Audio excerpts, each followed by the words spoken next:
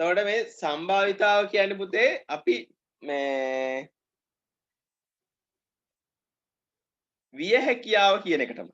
පොඩි කාලේ ඉගෙන ගත්ත පාඩම විය හැකියාව. සම්භාවිතාව කියන්නේ විය හැකියාව. හරිද? එතකොට මේ විය හැකියාව කියන එක අපි ඉගෙන ගත්තා පොඩි කාලේ කියපු දෙයක් තමයි මුලින්ම අපි කියදෙන මේ අපි හැමෝම දකින දෙයක් තමයි ඉර පායන එක. ඉර පායන එක කිව්වහම අනිවාර්යෙන් හෙට උදේටත් ඉර පායනවා. නේ අපි දන්න විදිහට අනිවාර්යෙන් හෙට උදේටත් ඉර පායනවා. හරිද? හැබැයි ඉර පායන්නේ නැගෙනහිර. නේද? දැන් අපි කිව්වොත් මේ විය හැකියාව අපි කිව්වේ ඉර පෑීමේ විය හැකියාව අනිවාර්යයෙන්ම සිද්ධ වෙන දෙයක් ඉඳ එකයි කිව්වා. අනිවාර්යයෙන්ම සිද්ධ වෙන දෙයක් නම් එකයි කිව්වා. හැබැයි ඉර බස්නාහිරින් පෑයීම අනිවාර්යෙන් සිද්ධ නොවන හින්දා සම්භාවිතාව බිඳුවයි කිව්වා. ඕකෙන් මතක තියාගන්න සම්භාවිතාවක් අනිවාර්යෙන් බිඳුවත් එකත් අතර සංඛ්‍යාවක් වෙන්න ඕන. ඒ කියන්නේ අපි ගාණක් සුළු කරනකොට ඔන්න අහන ළමයිගෙන් සම්භාවිතාව ලියන්න කිව්වම පිළිතුර 2 3 4 වගේ සංඛ්‍යා එන්න බෑ. අනිවාර්යෙන් සම්භාවිතාව පිළිතුර භාගයක් විය යුතුයි. හරිද? මේ කොච්චර කිව්වත් මේ ළමයින්ට සමහර ළමයින්ගේ සම්භාවිතාව හොයන්න කියලා ප්‍රශ්න දීපහම උත්තරේ දීලා දිනෝ පූර්ණ සංඛ්‍යාව 25 24 2 8 ඔය උත්තර ලියන සම්භාවිතාව හොයන්න කිව්වා. ඉතින් තේරුම් ගන්න ඒ වගේ උත්තර ලියනවා කියන්නේ පුතේ බලන මිනිස්සයා මන්නවා මේ කවුද මේ ලියනවනු එක්කෙනා ගැන කියලා. ඒ සම්භාවිතාව කියන වචනේ තේරුම දන්නේ නැහැ කියලා දැන් ගණන් හදන්නේ. ඒතර කටපාඩමේ ගණන් හැදිල්ලක් අය තමයි එලට තේරෙන්නේ බලනකොට. නේද? ඒතර හරි නෑනේ. ඊට ඒ වගේ මේ ගානේ අහන ප්‍රශ්න උත්තර දෙනකොට මේ මොකක්ද අහන්නේ කියලා හිතලා ලියන්න. ඇත්තටම එහෙම ළමයි නොහේ ලියන් යනවා බලන්නේ නැහැ මෙලෝදියක්. Tamanට මොනවද දෙන්නේ සුළු කිරීම ලියන් යනවා. මේ ගණිතයේ තියෙන වාසියක් තමයි පුතේ ප්‍රශ්නේ අහුවාම සමහර ප්‍රශ්නෙන් උත්තරේ භාගයක් අපිට ගන්න පුළුවන්. ප්‍රශ්නෙම උත්තරේ භාගයක් තියෙනවා. කපටියම පොඩ්ඩක් තියෙන නේද? මං කියන හැමදාම පොඩ්ඩක් කපටි වෙන්න ඕන. කපටි වුණාම සමාජ ජීවත් වෙන්නත් බෑ කපටි නැතුව, ගණන් හදන්නත් බෑ කපටි නැතුව. කපටි වෙන්න ඕන. කපටි වුණාට අග්ගා මතක් වෙනවා මේ අහලා තියෙන්නේ මේක තමයි. මේ උත්තරේ තමයි එන්නේ කියලා මතක් වෙනවා මල්ලා. හරිද? නැතුව බෑ. හරි. මේ එහෙනම් මාතෘකාව ලියන්න සම්භාවිතාව කියලා ඉතින් තරුවක් දාලා ලියලා තියන්න. සම්භාවිතාව සෑම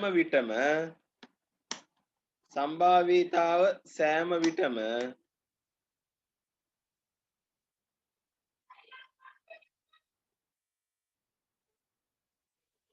ශාමිකට හැරලා දිනුනේ.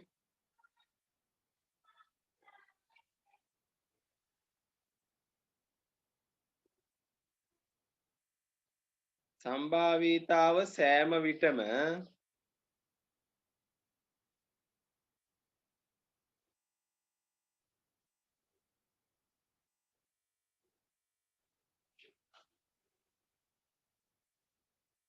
බිඳුවත් එකත් අතර අගයක් ගත යුතුය. බිඳුවත් එකත් අතර අගයක් ගත යුතුය. සම්භාවිතාව සෑම විටම බිඳුවත් එකත් අතර අගයක් ගත යුතුය. එනම් නියම භාගයක් විය යුතුය. එනම් නියම භාගයක් විය යුතුය. එනම් නියම භාගයක් විය යුතුය.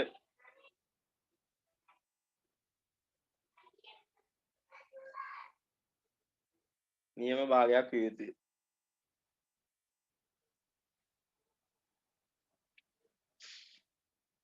හරි. හරිද? මේ ටික මතක් කරන් යන්න පුතේ. මේ ටික ලියන්න දෙන්නේ නැහැ.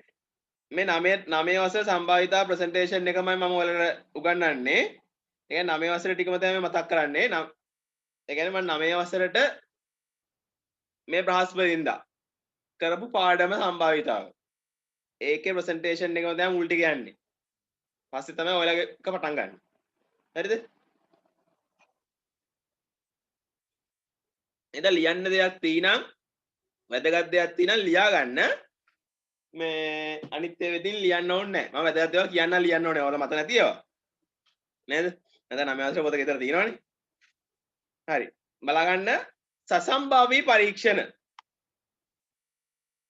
හරිද? සසම්භාවී පරීක්ෂණ. يعني මේ අපි සම්භාවිතාව හොයන්න පුතේ මේ සසම්භාවී පරීක්ෂණ කියන જાතියට. මොකද මේ වචන නැත්තම් දැන් පේපර් වල යනකොට මේ වචන ලියවෙනවා. වචන ලියුණාම බලන්න මේ මොකද්ද මේ කියන්නේ. මේක අමුත්‍යක් දන්නේ නැහැ. මේකෙන් මොන හරි වෙනස් වෙයිද? ගාන උත්තරේට මේක බලපායිද? සමහර ළමයින් තියෙන ප්‍රශ්නේ ඒවනේ. ගණන් වල දාන සසම්භාවී පරීක්ෂණයක් කියලා දැම්මම නිකන් බය වෙනවා. දැන් මොකද්ද මේ සසම්භාවී පරීක්ෂණයක් කියන්නේ කියලා දැනගන්න ඕන. හරිද? සසම්භාවී පරීක්ෂණයක ලක්ෂණ. ලක්ෂණ හතරක් තියෙනවා. එකම තත්ත්වය යටතේ ඕනෑම වාර ගණනක් කරන්න පුළුවන් වෙන එකක්. ප්‍රතිඵල නිශ්චිතවම කියන්න බෑ. විය හැකි ප්‍රතිඵල සියල්ලම මුලින් කියන්න පුළුවන්. රටාවක් තියෙන්නේ නැහැ. ඒ කියන්නේ අපි මේ කරන පරීක්ෂණ වලට තමයි සසම්භාව්‍ය පරීක්ෂණ කියලා කියන්නේ. සම්භාවිතාව හොයන පරීක්ෂණ වලට. ධාතු කඩයක් උඩ දැම්මොත් අපි ගමුනේ ධාතු කඩයක් උඩ දානවා. උඩ දැම්මොත් ඒක ඕන තරම් වාර ගණනක් කරලා බලන්න බැරිද? පුළුවන්.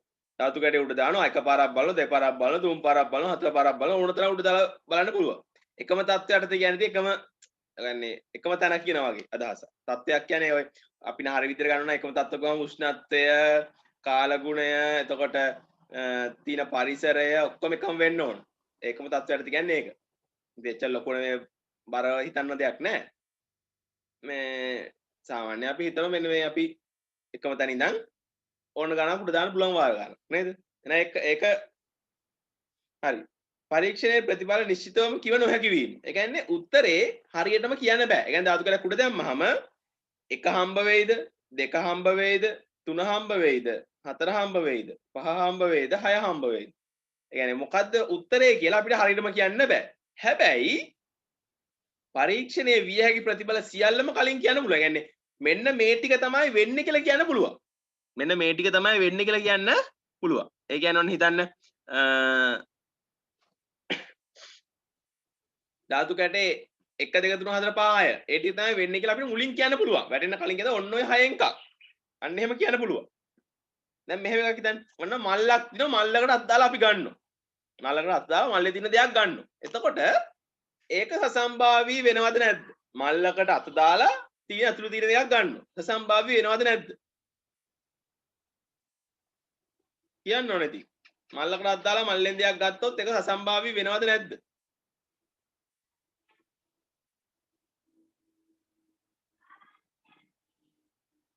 වෙන්නේ නැහැ. උත්තර දෙන්නේ නැහැ. මම උත්තරේ කියන්න ඕන. තරුෂි විතරක් මැසේජ් එකක් දාලා තිබුණා. වෙන්නේ නැහැ පුතේ. ඇයි? මං කිව්වද මල්ලේ තියෙනව මොනවද කියලා කිව්වද? මල්ලේ තියෙන ඒවා දන්නවනම් අපිට ඒක සසම්භාවී වෙනවා. මම මෙතන මේ තුන්වෙනි කාරණේට තමයි මේ ගන්නෙ. පරීක්ෂණයේ විය හැකි ප්‍රතිඵල සියල්ලම කලින් කිව හැකි වීම. ඒ කියන්නේ කලින් කියන්න පුළුවන් වෙන්න ඕන. දැන් මල්ලේ තියෙන ඒවා දන්නේ නැත්නම් ඒක සසම්භාවී පරීක්ෂණයක් නෙමෙයි. ඇයි කලින් කියන්න බෑ. හැබැයි මල්ලේ තියෙනවා දන්න. ඔන්න මං කියන රතු පබුළු 5යි නිල් පබුළු 2යි තියෙනවා. දැන් අත දාලා ගන්න.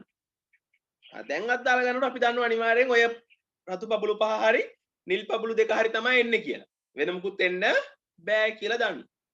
අන්න ඒවා සසම්භාව්‍ය පරීක්ෂණයක් කියන්නේ ඒක. ඒතර මල් ඇතුලේ තියෙන දේ දන්නවනම් ඒක සසම්භාව්‍ය පරීක්ෂණයක්. නොදන්න දෙයකට අත් දාලා ගන්නවා කියන්නේ ඒක සසම්භාව්‍ය පරීක්ෂණයක් නෙමෙයි. ප්‍රතිඵල රටාවක් නොතිබීම. රටාවක් නැහැ. සාමාන්‍ය විදිහට රටාවක් තියෙන්න බෑ නේද? දැන් ධාතු කඩයක් උඩ දැම්මත් රටාවක් නැහැ. මල්ලකට අත් දාලා ගත්තත් ඇතුලේ තියෙන දේ දන්නවනම් දන්න දෙයක් ගත්තොත් සසම්භාවී වෙනවා. හැබැයි ඒත් රටාවක් නැහැ. මුලින් අත් දාලා ගන්නකොට රතුයක් අහු වෙන්න පුළුවන්. ඊළඟට නිල්ලයක් වෙන්න පුළුවන්. ආයෙ රත් දෙයක් හම්බෙන්න පුළුවන්. එතකොට ඒක අපිට රටාවක් කියන්න බෑ. ඒතර අපේ සසම්භාව්‍ය පරීක්ෂණ කියන්නේ පුතේ අන්න ඒ වගේ පරීක්ෂණ වලට. ඒතර මතක තියාගන්න බය වෙන්න එපා මේ වචන දැක්කට සම්භාව්‍ය පරීක්ෂණයක් කියන්නේ අපි සාමාන්‍යයෙන් සම්භාවිතාව හොයන්නේ මේ වගේ පරීක්ෂණ වල විතරයි. නේද? ඒතර අනිත් පරීක්ෂණ වල සම්භාවිතාව හොයන්න බෑ ඒ කියන්නේ. ඊට පස්සේ නියැදි අවකාශය. මම මේක නම් ටිකක් ඔයාලටත් ඕන වෙනවා. මතක නැති වෙන්න පුළුවන්. නියැදි අවකාශය.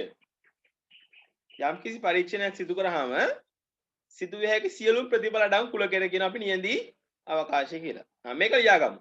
ලියාගන්න නියැදි අවකාශය කියලා ලියන්න. මේක අමතක වෙන්න ඕන එකක්. නියැදි අවකාශය කියලා ලියන්න. යම්කිසි පරීක්ෂණයක සිදුවිය හැකි සියලුම ප්‍රතිඵල අඩංගු කුලකය. යම්කිසි පරීක්ෂණයක සිදුවිය හැකි සියලුම ප්‍රතිඵල අඩංගු කුලකය.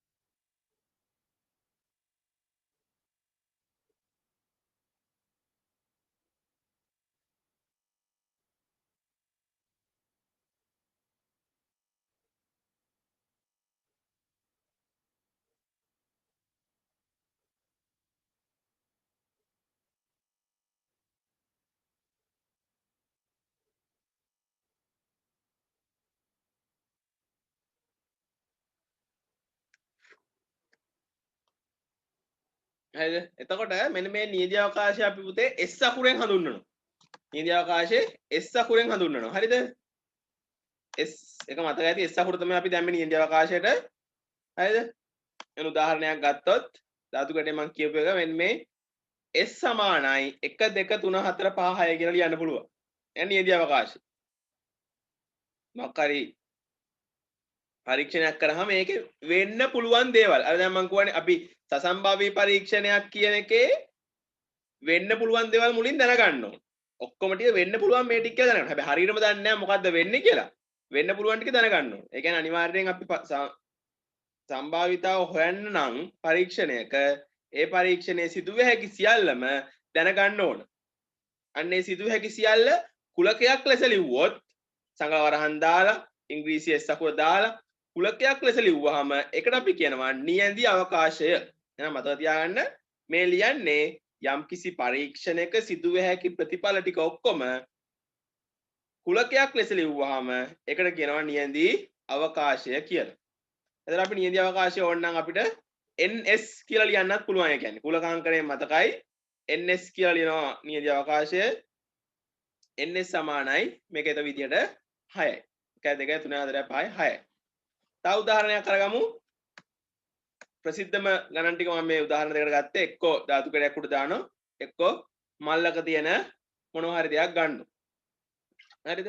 ඉතර නිල් පබුළු 3ක් රතු පබුළු 2ක් ඇති මල්ලකින් අහඹු ලෙස පබුළුවක් ඉවතර ගැනීම. අපි සැලකුවොත් අපි සාමාන්‍යයෙන් නියැදි අවකාශය ලියන්නේ නිල් 1 නිල් 2 නිල් 3 රතු 1 රතු 2 කියලා ලියන්නේ. මේව මතකයිද මෙහෙම ලිව්වේ කියලා? මතක නැත්තම් මේ උදාහරණ දෙක ලියා ගන්න. කතා කරන්නේ නැහැ නේද ළමයි? මෙසේජ් එකක් කරලා මතක නැත්තම් මේ උදාහරණ දෙක ලියා ගන්න ඕන පුතේ. ඇඟට ගුණයි ලියා ගන්න කනේ. ටගා ලියා ගන්න එහෙනම්. නම් මගේ තිරනේ තමයි මම දාන්නේ. මතක නැත්තේ කියලා තමයි මම හිතන්නේ.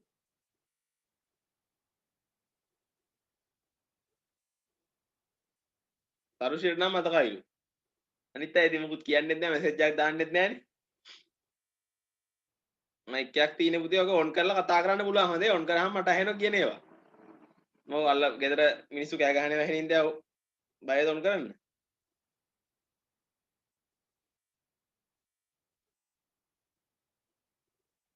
මතක නැහැ. මතක නැත්තම් ටක් ගාලා උදාහරණ දෙක ලියා ගන්න. උදාහරණ දෙක ලියා ගන්න. මාර්කන ලියුවා. මතක නැත්තම් උදාහරණ දෙක ලියා ගන්න.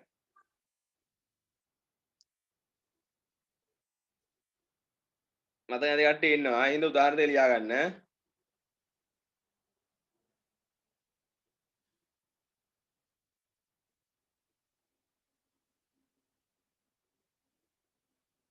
පැති 6 සමාන ගණක ඇටදී ධාතු කැටයක් උඩ දමා වැටෙන පැත තීරණය කිරීම. පේනවනේ?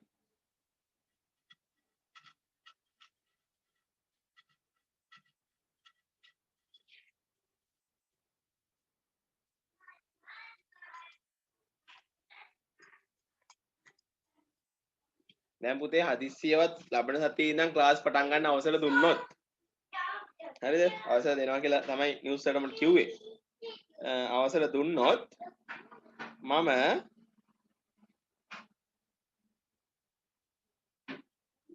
මුල් ටිකේ 8 10 කරනවා 11 අවසර 8 10 කරනවා සෙනසුරාදා 8 10 ඔයාලටත් කඳුරේ ක්ලාස් එක කරනවා.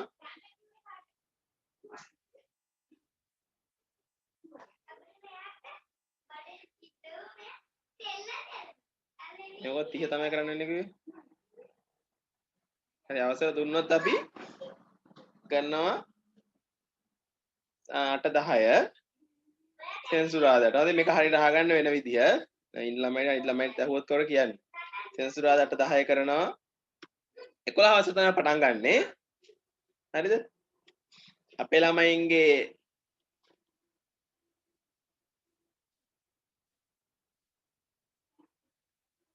ආ 25න් පස්සේ කරන්න දවස් දීලා තින්නේ. ආ එහෙනම් 30. හරි. 30 පටන් ගත්තාම දැන් මට මේ ඔන්ලයින් ඉවර කරගන්න බැරි වුණොත් ක්ලාස් එක. ඒ කියන්නේ 10 වසරට ඔන්ලයින් ඉවර කරන්න බැරි වුණොත් මම පටන් ගන්න 11 වසර ඔන්ලයින් ඉවර කරන්න බැරි වුණොත් අපි ඔන්ලයින් එක කරනවා සෙනසුරාදා උදේ පාන්දර 5 ඉඳන් 7 වෙනකම්. 5-7 කරලා ලේස්තිලා ඉන්න පැයක් ඇතිනේ. මට ඇති උදේ පාන්දර 5-7 ඔන්ලයින් එක කරලා උදේ පාන්දර 4ට නැගිටලා මූණ හොදලා ඉන්න. ඊට පස්සේ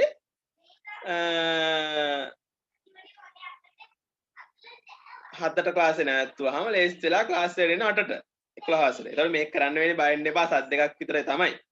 සත් දෙකක් විතර කරනකොට මට ක්ලාස් එකේ 10 අවසර කවර් කරන්න පුළුවන්. හරිද? සත් දෙකකින් විතර කවර් කරන්න පුළුවන්. අන්න එහෙම තමයි කරන්නේ. හරිද? 10 අවසර කවර් කරන්නේ ඔන්ලයින් තමයි. කවර් කළා 11 පටන් ගන්නවා. පටන් ගන්න දවස් ඉඳන් පන්ති. 11 කරනකොට ගොඩක් වෙලාවට 11 මුල් මාසෙ විතර තියරි يعني උගන්වන්න ගියාට පස්සේ මුල් මාසේ හෝ මුල් මාස දෙක ඉවර වුණාට පස්සේ හැමදාම උදේ يعني පටන් ගන්නකොට විනාඩි මුල් මාසෙ ඉවර වුණාට පස්සේ පැය 3ක් කරනවා. පැය 3ක් කියන්නේ ඒතර පටන් ගන්න 7ට 7 ඉඳන් 8 9 10 පැය 3ක් කරනවා ඒකේ. ඒ පැය 3 මුල් විනාඩි 20 අනිවාර්යෙන් හැමදාම ලකුණු දෙකේ ගණන් හෝ මොනවා හරි පාඩම් මතක් වෙන්න 10 අවසරේ මතක් වෙන්න 10 අවසරේ ප්‍රශ්න පේපර් වලට ආපුවා පේපර් වලින් අරගෙන ඒ කියන්නේ මම හදපුවා නෙමෙයි පේපර් වලින් අරපුවා ඕල් වෙල් පේපර් දාස් මොන හරි අවුරුදු වලින් පේපර් වලින් නැත්තම් මම හදපුවා හරි පේපර් වලින් අරන් හරි කොහෙන් හරි ගණන් පහ වගේ නැත්නම් 10ක් වගේ විනාඩි 20න් හදන්න පුළුවන් ගණන් ටික මම හැමදාම උදේ පාන්දර දෙනවා එහෙනම් මතක් කරන්න දෙනවා ගණන් ටිකක් හැමදාම උදේ විනාඩි 20ක් දෙනවා එතකොට 4 පටන් ගත්තාම 7 ඉඳන් උදේ පාන්දර වෙලාවට එන්න 7ට ආවට පස්සේ 7:20 වෙනකන් ඒක හැදුවා විනාඩි 10කින් උත්තර ටික සාකච්ඡා කරා 7:00ට ඊට පස්සේ 7:00 දැන් තියරි කරන්නේ හරිද දැන් මම මේ සාමාන්‍යයෙන් කරපු 11 වසරේ පන්ති කරේ මේ විදියට මුලින් විනාඩි 20ක් විතර මතක් කරලා පරණ දේවල් මතක් වෙන්න තමයි ගණන් තියෙන්නේ. ඉතින් වෙලාවට ඇවිල්ලා ඩක් ගාලා ලියන්න. ඒක ලියන්න ගත්තා. විනාඩි 20න්. මොකද මේ වෙලාවටයි ගණන් වල වෙලාව කියන කොට වැදගත්. අනිවාර්යෙන් ටයිමින් වැදගත්. වෙලාව හුරු වෙන්න ඕන. වෙලාව හුරු වෙන්න ඕන. පරණ දේවල් මතක තියෙන 11 වසරට ගියාම 10 අමතක වෙනවා. 10 ඔක්කොම මතක තියෙන්න ඕන. අනික ඔයාලා සිලබස් එක සාමාන්‍යයෙන් කෙරුණේ හරි අඩුවෙන්. එහෙනම් පොඩ්ඩක් මතක් කරන්න වැඩියෙන් මතක් කරන්න ඕන. එහෙනම් දෙනවා. ඒ කියන්නේ ඒ දෙන ටියුට් මං හදපුවා වෙන්න පුළුවන් කොහෙන් හරි පේපර් වල තිබිච්ච වෙන්න පුළුවන් මොනවා හරි හැමදාම උදේට මම ටියුට් එකක් දෙනවා මුල් මාසෙ විතර නේ මුල් මාසෙ විතර ගියාම හරි මුල් මාසෙ වගේ ගියාම කොහොමද ටියුට් ටික මට පොඩ්ඩක් සෙට් කරගන්න හදා ගන්න මුල් මාසයක් විතර මාසෙ සෙට් වෙන්න ඕන අර සමහර පොඩි වෙනස්යක් තියෙනවා ගිය අවුරුදු වලදී පේපර් ටිකක් තියෙනවා මට ඒවත් එහෙම දෙන්න පුළුවන් ඒකට ඒවා දීගෙන යන්න ඕන මේ හරි වෙලාවට එන්න නැති කට්ටිය තමයි කියන්න තියෙන වෙලාවට එන්න ඕන 7 වෙනකොට. මේ ලියාගත්තනේ?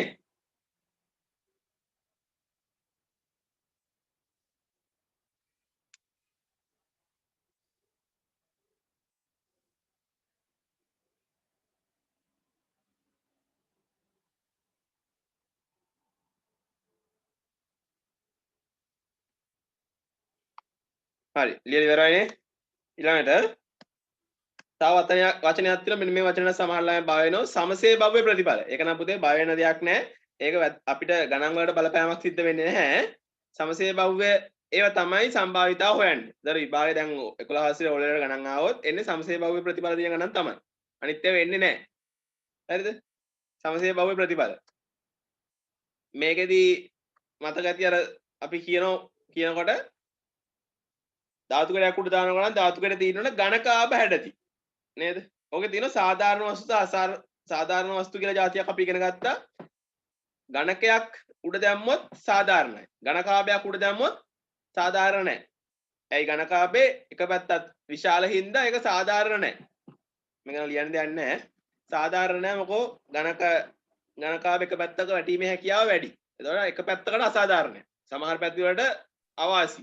සමහර පැති වලට වාසි. නේද? එහෙනම් ඝනකයක් තමයි ධාතු කැඩයක් පාවිච්චි කරන්නේ. ඇයි පැති ඔක්කොම සමාන වෙන්න ඕන හන්දා. ඒතකොට අන්නේ වගේ ඒවා පාවිච්චි කරලා හදන කරන පරීක්ෂණ වලට කියනවා අපි සමසේ භව්‍ය ප්‍රතිඵල සහිත පරීක්ෂණ කියලා. ඔය දැන් කාඩ් එකක් හැදුවොත් දැන් මේකේ තියෙන 1 සිට 10 ත් අංක හදුවොත් සර්ව සම කාඩ්. සර්ව සම කියන්නේ ඇයි එතන? දැන් හිතන්නකෝ කාඩ් ටිකක් ඔන්න පෙට්ටියක් අතරට දානවා. ලොකු කාඩ් ටිකකුයි පොඩි කාඩ් ටිකකුයි. දාලා අත් දාලා ගත්තොත් ලොකු කාඩ් ගන්න හම්බ වෙන තියෙන හැකියාව වැඩි. අන්න ඒ වගේ පරීක්ෂණ අපි කරන්නේ නැහැ. ඒවා සමසේ බහුව නෙමෙයි. සමාන නැහැ. හැමෝටම සමාන නැහැ. දැන් අපි සම්භාවිතාවක් හොයන්නේ සමසේ බහුව ප්‍රතිඵල සහිත පරීක්ෂණයක. ඒතරේ වචන දැක්කට වයෙන්න එපා. සමහරවල් ගණන් වල දෙනවා. සමසේ බහුව ප්‍රතිඵල සහිත පරීක්ෂණයක් වන කියලා පටන් ගන්න. නැත්නම් මොකද මේක සමසේ බහුව ප්‍රතිඵලයක් කියලා කියනවා. එතකොට තමයි සමහරවිට බය වෙනවා මොකද්ද මේකේ මේ වෙනස මොකක් හරි වෙනස් වෙයිද නැහැ. එහෙම වෙනස් වීමක් නැත. සමසේ බහුවේ වේ තමයි අපි හැම වෙලේම ගණන් හදන්නේ. මෙන්න ඊළඟ වැදගත්කමක් තියෙනවා. සිද්ධියක සම්භාවිතාව. සිද්ධියක සම්භාවිතාව හොයනකොට අපි සූත්‍රයක් පාවිච්චි කරා පුතේ. සිද්ධියක සම්භාවිතාව සමානයි පල්ලෙහාට ලියනවා නියදී අවකාශයේ අඩංගු ප්‍රතිඵල ගණන. නියදී අවකාශයේ. දැන් ඒකෙත් මම ගන්නම්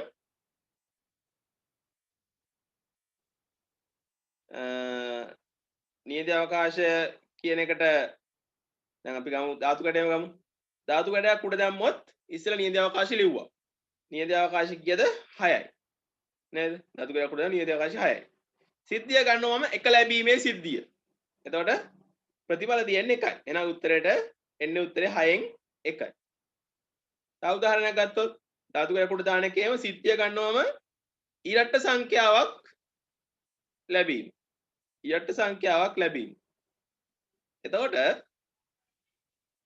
සිද්ධියට තියෙන ප්‍රතිඵල ගාන වෙනස් වෙනවා. ඉරට්ට සංඛ්‍යා තියෙනවා 2 4 6. ඉරට්ට සංඛ්‍යා 3ක් තියෙනවා. එහෙනම් නියදී අවකාශයට එන්නේ 6.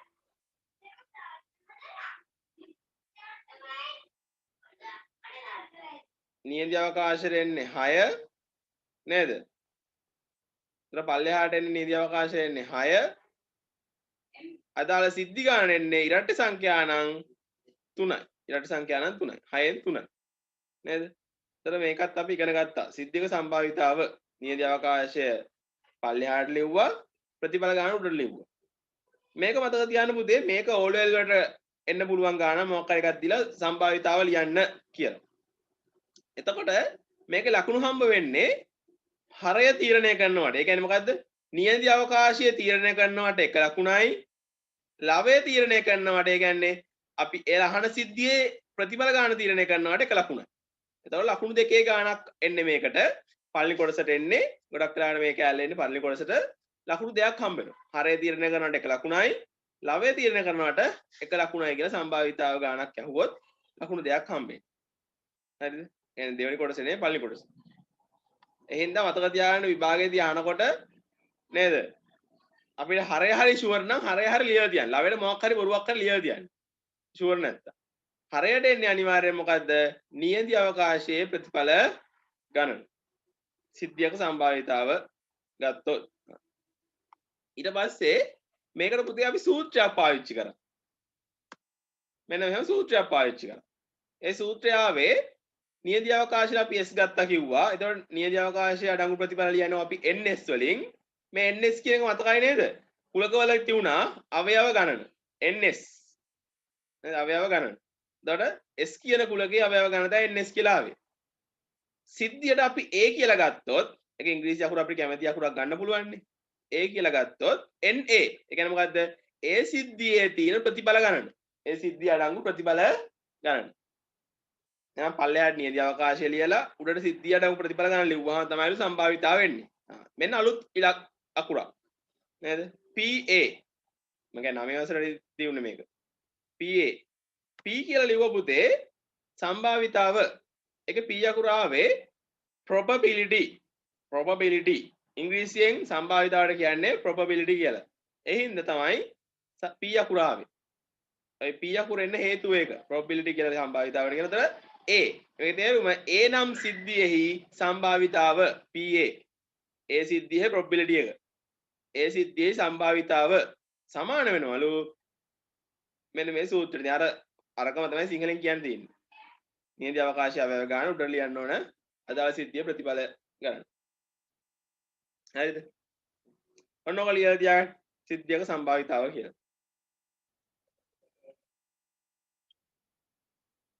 සිද්ධියක සම්භාවිතාව කියලා ඔක ලියා ගන්න.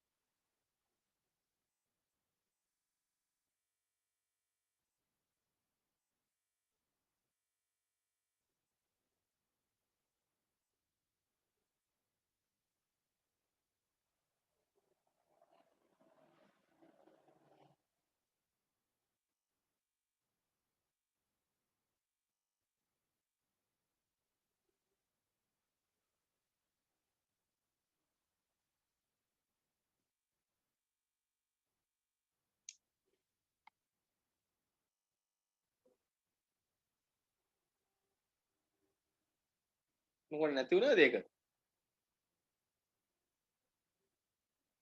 වෙන එකක් ඇවිල්ලාද? මොකක් කර වුණාද? නැති වෙලා නේ. බලන් ඉන්න ලියනකම්.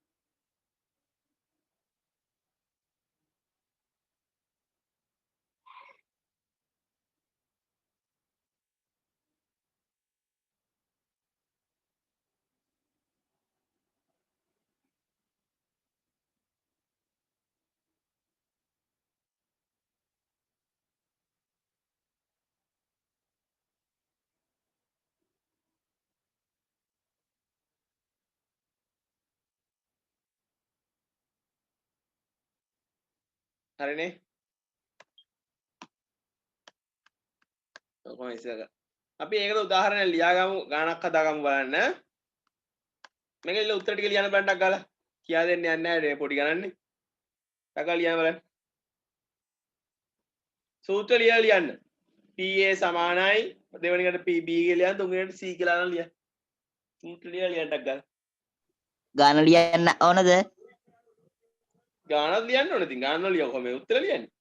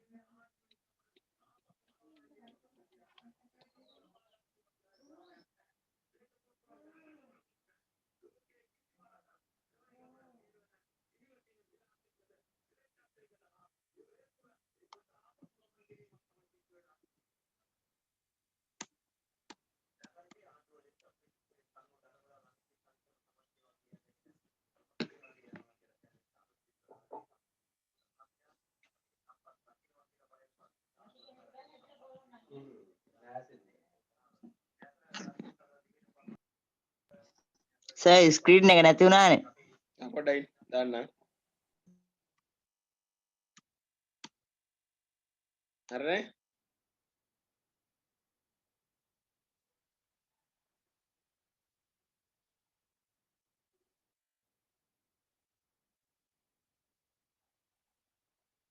ශ්‍රේණි නැතුණු කියනවාද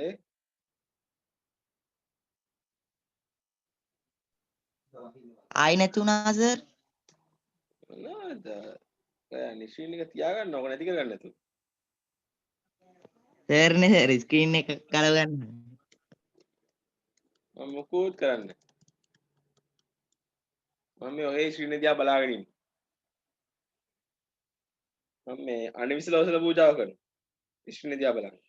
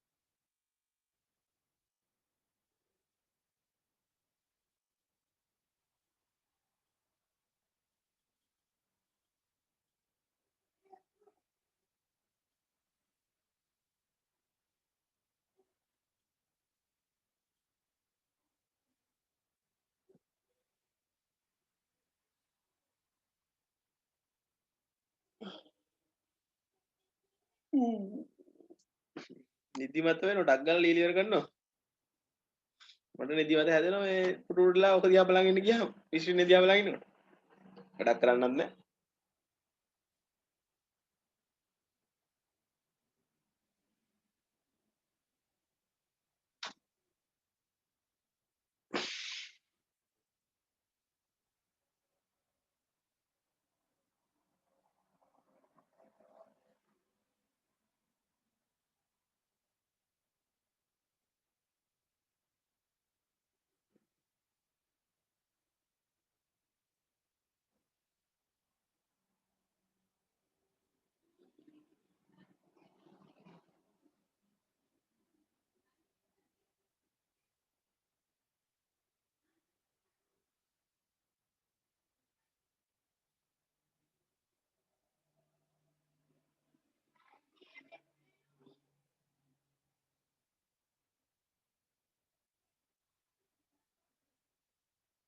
හරි මට ළමෙක් කළා උත්තරයක් දැම්මා අනිත් පැයත් මම ඉවර ඇති කියලා හිතනවා ඒ නිසා සාකච්ඡා කරනවා බලමු ගාන කියමු මල්ලක සර්ව සම ඒ කියන්නේ එක වගේ පබළු 6ක් රතු පබළු 3ක් සහ සුදු පබළු එකක් ඇත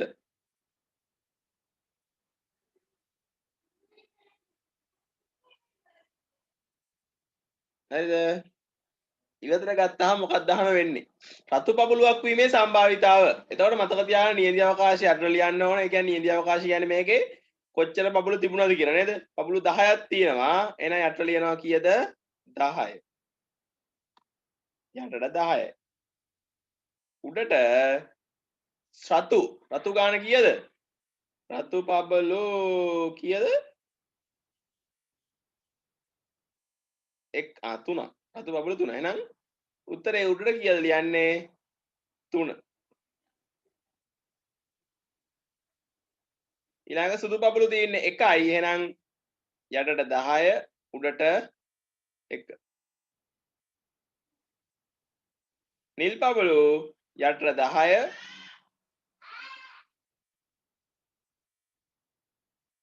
උඩට නිල් පබළු නොවීම වීම නෙමෙයි නොවීම එතකොට නිල් පබළු නොවන ඒවා කීයද උඩට එතකොට නිල් පබළු 6ක් තිබුණා ඉතුරු ගාන 4යි 4ක් නිල් පබළු නෙමෙයි එහෙනම් නොවීම 4 එහෙනම් ඔන්න සම්භාවිතාව සරල කිරීම සාමාන්‍යයෙන් අපි කියනවා මේ අනිවාර්ය නෑ කියලා හරිද? ඒ වුණාට ඉතින් ඇඟට ගුණයි සරල කරලා තියෙන එක නේද? එහෙනම් සරල නොකර ගියා ලකුණු හම්බ වෙනවා. මෙන්න මේක සරල කරන්න පුළුවන්. උඩ දෙක කරන්න බෑ. මේක සරල කරන්න පුළුවන් 5න් 2යි කියලා නේද? 5න් 2. අපි සරල කරලා තියමු. හැබැයි සම්භාවිතාවය අනිවාර්ය නැහැ සරල කරන්න. භාග සංඛ්‍යා උත්තරයක් වුණොත් අනිවාර්යෙන් සරල කරලා තියන්න ඕන. භාග සංඛ්‍යාවක් හදාත උත්තරේ මේ 10න් 4 දීපුවා ලකුණු හම්බ වෙන්නේ නැහැ. ලකුණු දෙන්නේ නැහැ. නේද? සම්භාවිතාවය එහෙම නැහැ අපි කියනවා සරල නොකරන ලකුණු දෙනවා.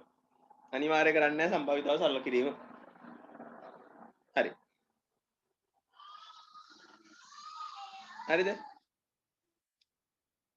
ලියන පල්ලෙහායේ මාතෘකාවක් සිද්ධි වර්ග සිද්ධි වර්ග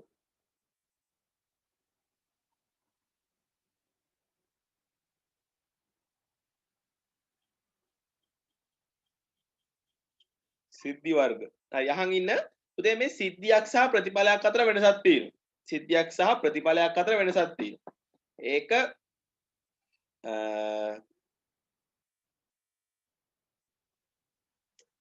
ලොකුම වැදගත්කමක් නෑ. වුණාට හරියට දැනගන්න බෑ. සිද්ධියක් සහ ප්‍රතිඵලයක් අතර වෙනසක් තියෙනවා. හරිද? ඒ වෙනස තමයි ප්‍රතිඵලයක් කියන්නේ යම්කිසි පරීක්ෂණයක සිදුවිය හැකි කියන උත්තරේ. يعني මෙන්න මේක වෙන්න පුළුවන්. පරීක්ෂණයේ වෙන්න පුළුවන් දෙයක්. හරිද? හැබැයි ඒ පරීක්ෂණය වෙන්න පුළුවන් දෙයක් නම් සිද්ධියක් කියලා කියන්න පුළුවන් අපිට. දැන් හිතන්නකො ඔන්න මම හැවෙලේ උදාහරණ ගන්න මේ ධාතු කැටය. හොඳේ? ධාතු කැටයක් උඩ දැම්මහම ප්‍රතිඵල වලට ආවේ 1 2 3 4 5 6. එක ලැබීම දෙක ලැබීම එහෙම නේද? හැබැයි සිද්ධියක් විතර ගන්නත් පුළුවන් අපිට. එක ලැබීමේ සිද්ධිය. දෙක ලැබීමේ සිද්ධිය. තුන ලැබීමේ සිද්ධිය. එහෙම සිද්ධියක් විතර ගන්නත් පුළුවන්. ඒක ප්‍රතිඵල සිද්ධියක් විතර ගන්න පුළුවන්. හැබැයි ඊට අමතරව සිද්ධි කියලා තව දේවල් එනවා.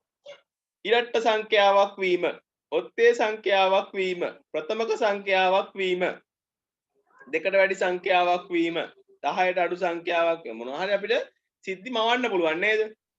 මතක තියාගන්න නේ. සාමාන්‍ය ජීවිතේමනේ සිද්ධි කියන්නේ මවලා හදන ඒවා. සිද්ධියක් කිව්වහමනේ රස කරලා කියන්න පුළුවන් සමහර වෙලාවට සිද්ධිය නියම ෂේප් එක කියලා දාන්න පුළුවන් නේ. සිද්ධි කියන්නේ මවලා ඕන තරම් වෙනස් කර කර හදන්න පුළුවන් දේවල්. හරි. ප්‍රතිඵලයක් කියන්නේ එහෙම බෑ. එකම දෙයයි ප්‍රතිඵල තියෙන්නේ එකම ටිකයි. ටිකයි තියෙන්නේ. මේක මේ නිශ්චිතයි මෙන්න මෙච්චර ප්‍රතිඵල තියෙන්නේ. 5යි නම් 5යි, 6යි නම් 6යි. සිද්ධි නම් ඕන තරම් ආවන්න පුළුවන්. අලුතෙන් හද කියන්න පුළුවන්. එක එක ඒවා දාලා කියන්න පුළුවන් සිද්ධි. හරිද? මෙන්න මේ සිද්ධි වල වර්ග දෙකක් තියෙනවා. සිද්ධි වල වර්ග දෙකක් තියෙනවා. ඒක නිකන් දැනගෙන තියන්න මෙන්න මෙහෙම සිද්ධි වර්ග දෙකක් තියෙයි කියලා. එකක් පුතේ සරල සිද්ධි, අනිත් එක සංයුත සිද්ධි. එකක් සරල සිද්ධි, අනිත් එක සංයුත සිද්ධි. එතකොට සරල සිද්ධියක් කියලා අපි හඳුන්වනවා පුතේ ප්‍රතිඵල එකක් විතරක් තියෙන සිද්ධියට. සිද්ධි වලට. ඒ කියන්නේ ඇත්තටම මොකද්ද? ප්‍රතිඵලයක් සිද්ධියක් විදිහට ලියුවොත් ඒක සරල සිද්ධියක්. කියන්නේ ප්‍රතිඵලයක් තමයි සිද්ධිය විදිහට ලියන්නේ. කියන්නේ මොනවද කියනකො ධාතු කඩේ නම් එක ලැබීමේ සිද්ධිය එක සරල සිද්ධියක්. දෙක ලැබීමේ සිද්ධිය එක සරල සිද්ධියක්. තුන ලැබීමේ සිද්ධිය එක සරල සිද්ධියක්. නේද? අන්න ඒ විදිහට ප්‍රතිඵලයක් සිද්ධියක් විදිහට ලියුවොත් ඒකට අපි කියනවා සරල සිද්ධියක් කියලා. ඒ විදිහටම ඉරට්ට සංඛ්‍යාවක් ලැබීමේ සිද්ධිය, ඔත්තේ සංඛ්‍යාවක් ලැබීමේ සිද්ධිය, ප්‍රථමක සංඛ්‍යාවක් ලැබීමේ සිද්ධිය. අන්න එතෙන්දී ඒ සිද්ධියට ප්‍රතිඵල ගොඩක් අඩංගු වෙනවා. දැන් ඉරට්ට සංඛ්‍යාවක් ලැබීමේ සිද්ධිය කිව්වොත් 1 කියන එක අයිති වෙනවා. sorry ඉරට්ට සංඛ්‍යාවක් කො 2 කියන එක අයිති වෙනවා. 4 කියන එක අයිති වෙනවා. 6 කියන එක අයිති වෙනවා. 2 4 6 කියන ඔක්කොම අයිති වෙනවා. නේද? ප්‍රථම සංඛ්‍යා කිව්වොතින් 2 3 5 ඒ තුනම අයිති වෙනවා. එතකොට මතක තියාගන්න සංයුත සිද්ධි වලට ප්‍රතිඵල ගොඩක් අයිති වෙනවා. සරල සිද්ධියට අයිති වෙන ප්‍රතිඵල එකයි. අන්න ඒ දැන තියෙන්නේ. හරි අපි ඒක ලියාගමු. පළවෙනි සිද්ධි වර්ග ලියන්න සරල සිද්ධි. සරල සිද්ධි.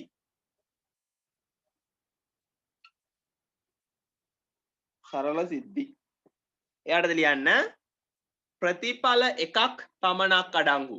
ප්‍රතිඵල එකක් පමණක් අඩංගු. ප්‍රතිඵල එකක් පමණක් අඩංගු සිද්ධි සරල සිද්ධි ලෙස හැඳින්වේ.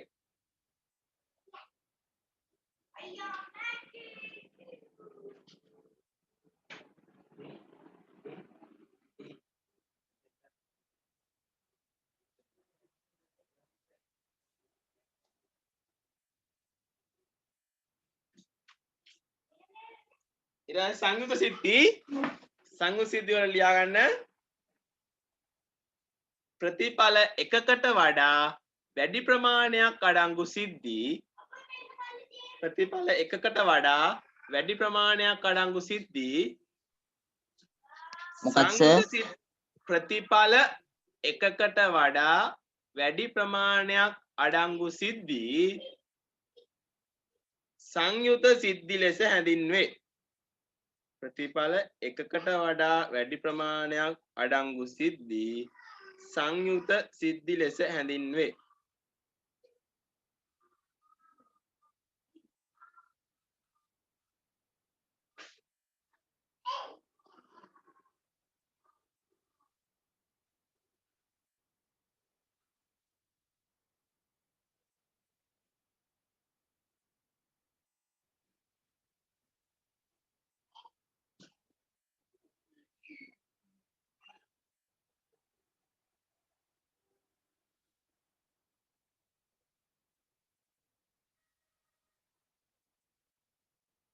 හරිනේ. මට මතක විදිහට මං ටියුට් එකට දැම්මා ඔය විදිහේ සරල සිද්ධි ලියන්න කියලා මම අක්කා. කියලා තියෙනවද මං ටියුට් එකේ? උදාහරණ ඉතින් කර දැම්මට. නැද්ද ටියුට් එකේ මේක? තියෙනවා. හරිද? පොතේ ලියන්න ටියුට් කියලා ලියලා අංක 2 දාලා මේ මෙතන තියෙනවා අංක 2 ගන්න. 1 සිට 10 තෙක් ඉලක්කම් මිදූ සර්වසම කාඩ් පත් ඇති මල්ලකින් අහඹු ලෙස කාඩ් පතක් විතර ගැනීමේ පරීක්ෂණය. ඒකේ NS ලියන්න කියලා තියෙනවා. ඒ සම්භාවිත නියති අවකාශ ලියන්න ඕන. නියති අවකාශ ලියන්න කියලා නෑ. නෑ ලියන්න කියලා තියෙනවා. නියති අවකාශය ලියා එමගින් NS හොයන්න. ඒතර නියති අවකාශය ලියා NS කියලා ලියන්න ඕන. නියති අවකාශය ඇති සරල සිද්ධි 4ක් ලියන්න කියලා තියෙනවා. සංයුත් සිද්ධි 4ක් ලියන්න කියලා තියෙනවා. ලියන්න බලන්න ටක් ගාලා උතරයි.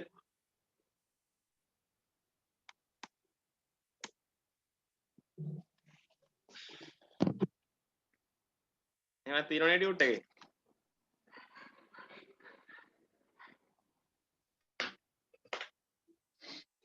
අද තියන්න ඔය පාඩම ඉවරුනහට පස්සේ පාඩමේ අන්තිමට ටියුට් එක අරලා තියන්න. ස්ටේබල් කරලා හරි තියන්න. වෙන වෙනම ටියුට් ගොඩේ ගන්න තියන්න එපා. එතකොට සමහරලා නැති වෙනවා. ටියුට් ටික අරගෙන පාඩමේ ඉවරුන ගමන් පාඩමයකට ස්ටේබල් කරලා අලවන්න බෑනේ දෙපැත්තම තියෙනවනේ ස්ටේබල් කරන්න.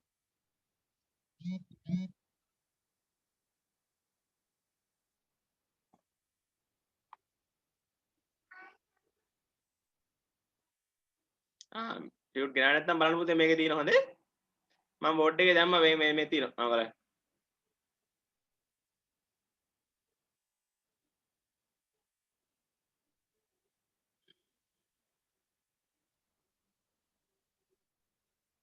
ටියුට් ටික ගන්න හොඳේ ගිහිල්ලා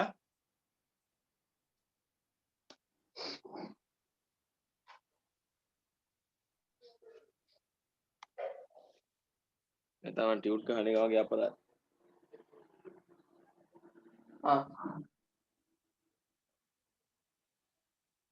අවුරු ගත නැද්ද ගිහිල්ලා දවස් දෙකකට කොල ඊයේ දවසේ දැම්මා ඊයේ උදේ දවසේ තිබ්බේ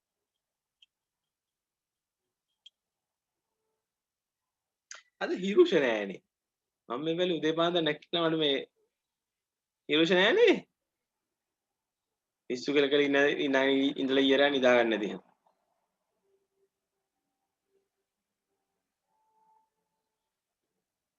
තරුෂි යරයි තරුෂිට නම් ඉතින් ළඟයිනේ අල්ලපුවත් වෙනේ ඔලුව දාලා ඇවිල්ලා නගන්න නැති අනිත් කට්ටියත් ඉතින් පොඩ්ඩ දුරනේ ඇත් කඳුරේ අවට කට්ටිය ඉන්නේ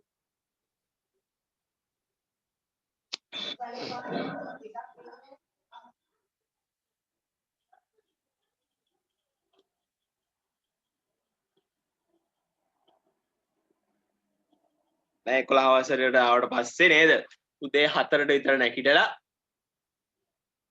පාඩම් කරලා නේ දැන් එහෙම ඉන්න ඕන හොඳේ උදේ පාන්දර නැගිටින්න නැතුව ඉන්න බෑ 4ටවත් නැගිටින්න ඕන 4ටවත් නැගිටලා පාඩම් කරන්න ඕන අය දුර ඉස්කෝලේ යන කට්ටිය 4ට නැගිටලා 5 වෙනකම් පාඩම් කරා 5ට ලෑස්තිලා ගියා අනිත් ළමයි 6 විතරකම් පාඩම් කරා 6ට ලෑස්තිලා මේ ඉස්කෝලේ ගියා සාමාන්‍යයෙන් උදේ පාන්දර පාඩම් කරන එක තමයි හොඳ කියලා විද්‍යාඥයෝ ડોක්ටර්ස්ලා කියන්නේ විද්‍යාඥයෝ ડોක්ටර්ස්ලා උදේ පාන්දර හොඳයි කියලා කියනවා ඒ හේතුව උදේ පාන්දර මනස රිලැක්ස් ඒ කියන්නේ ගියා ඊට ඉස්සරින්ද වෙච්ච දේවල් ටික අමතක වෙලා එහෙම උදේ පාන්දර හැරකොටියක් එහෙම ගතියක් තියෙනනේ අලුත් ෆ්‍රෙෂ් පිට කියලා දිනවනේ එතන මනස රිලැක්ස් මනසේ දේවල් අඩුයි එතකොට අර පාඩම් කරන දේ මනසට යනවා වැඩි හිතට යනවා වැඩි උදේ පාන්දර කරාම නැත්තම් පාඩම් කරන්න කලින් විනාඩි 10ක් විතර භාවනා කරන්න ඒත් ඉතින් අපේ ළමයි නම් භාවනා කරලා ඉවරලා ඇස් ඇරියාමත් එදා දවසේ වෙච්ච දේවල් තමයි මතක අද හිටියේ කවුද පන්තියේ මෙයා තමයි හිටියා මෙහෙ වුණා අද පාරේදී කවුද දැක්කේ ඕවා තමයි මතක් වෙන්නේ උදේ පාන්දරට ඒව සාමාන්‍ය ඊයේ වෙච්ච ටික අමතක වෙලා තින්නේ නිින්ද ගිහිල්ලා හොඳට හැරලා තින්නේ එතකොට ෆ්‍රෙෂ්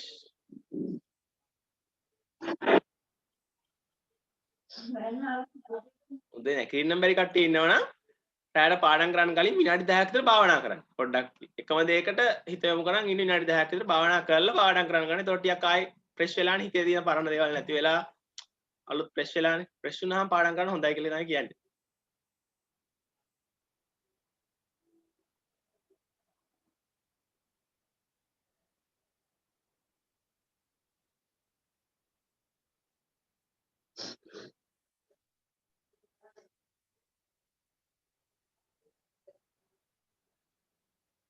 ලියලා ඉවරද නේ සිද්ධි 4යි සිද්ධි 4 නේ ලියන්න දෙන්නේ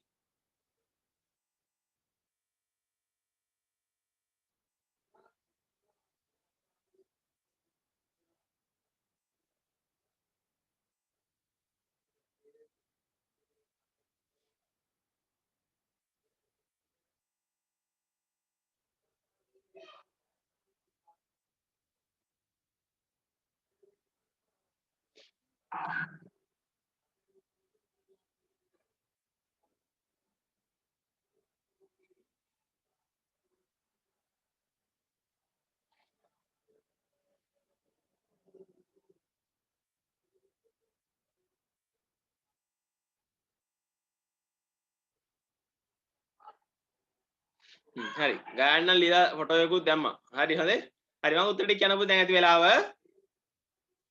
උත්තර කියන්නේ නිකන් ඉතින් නේද ඒතර එනවා පුතේ නියති අවකාශය එනවා 10ක් එක ලැබීම දෙක ලැබීම ලැබීම ලියන්නේ නැහැ අපි 1 2 3 4 5 6 7 8 9 10 කියලා ලියන්න ඕන ඊට පස්සේ නේද නියති අවකාශය ලියනකොට අපි ලියන්නේ s කියලා දැම්මා සමාන දැම්මා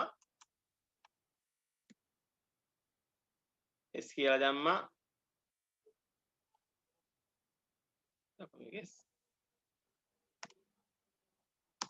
s කියලා දැම්මා සමාන දැම්මා සංඛ්‍යා වරහන් දෙක දැම්මා මැදින් ලිව්වා 1 2 3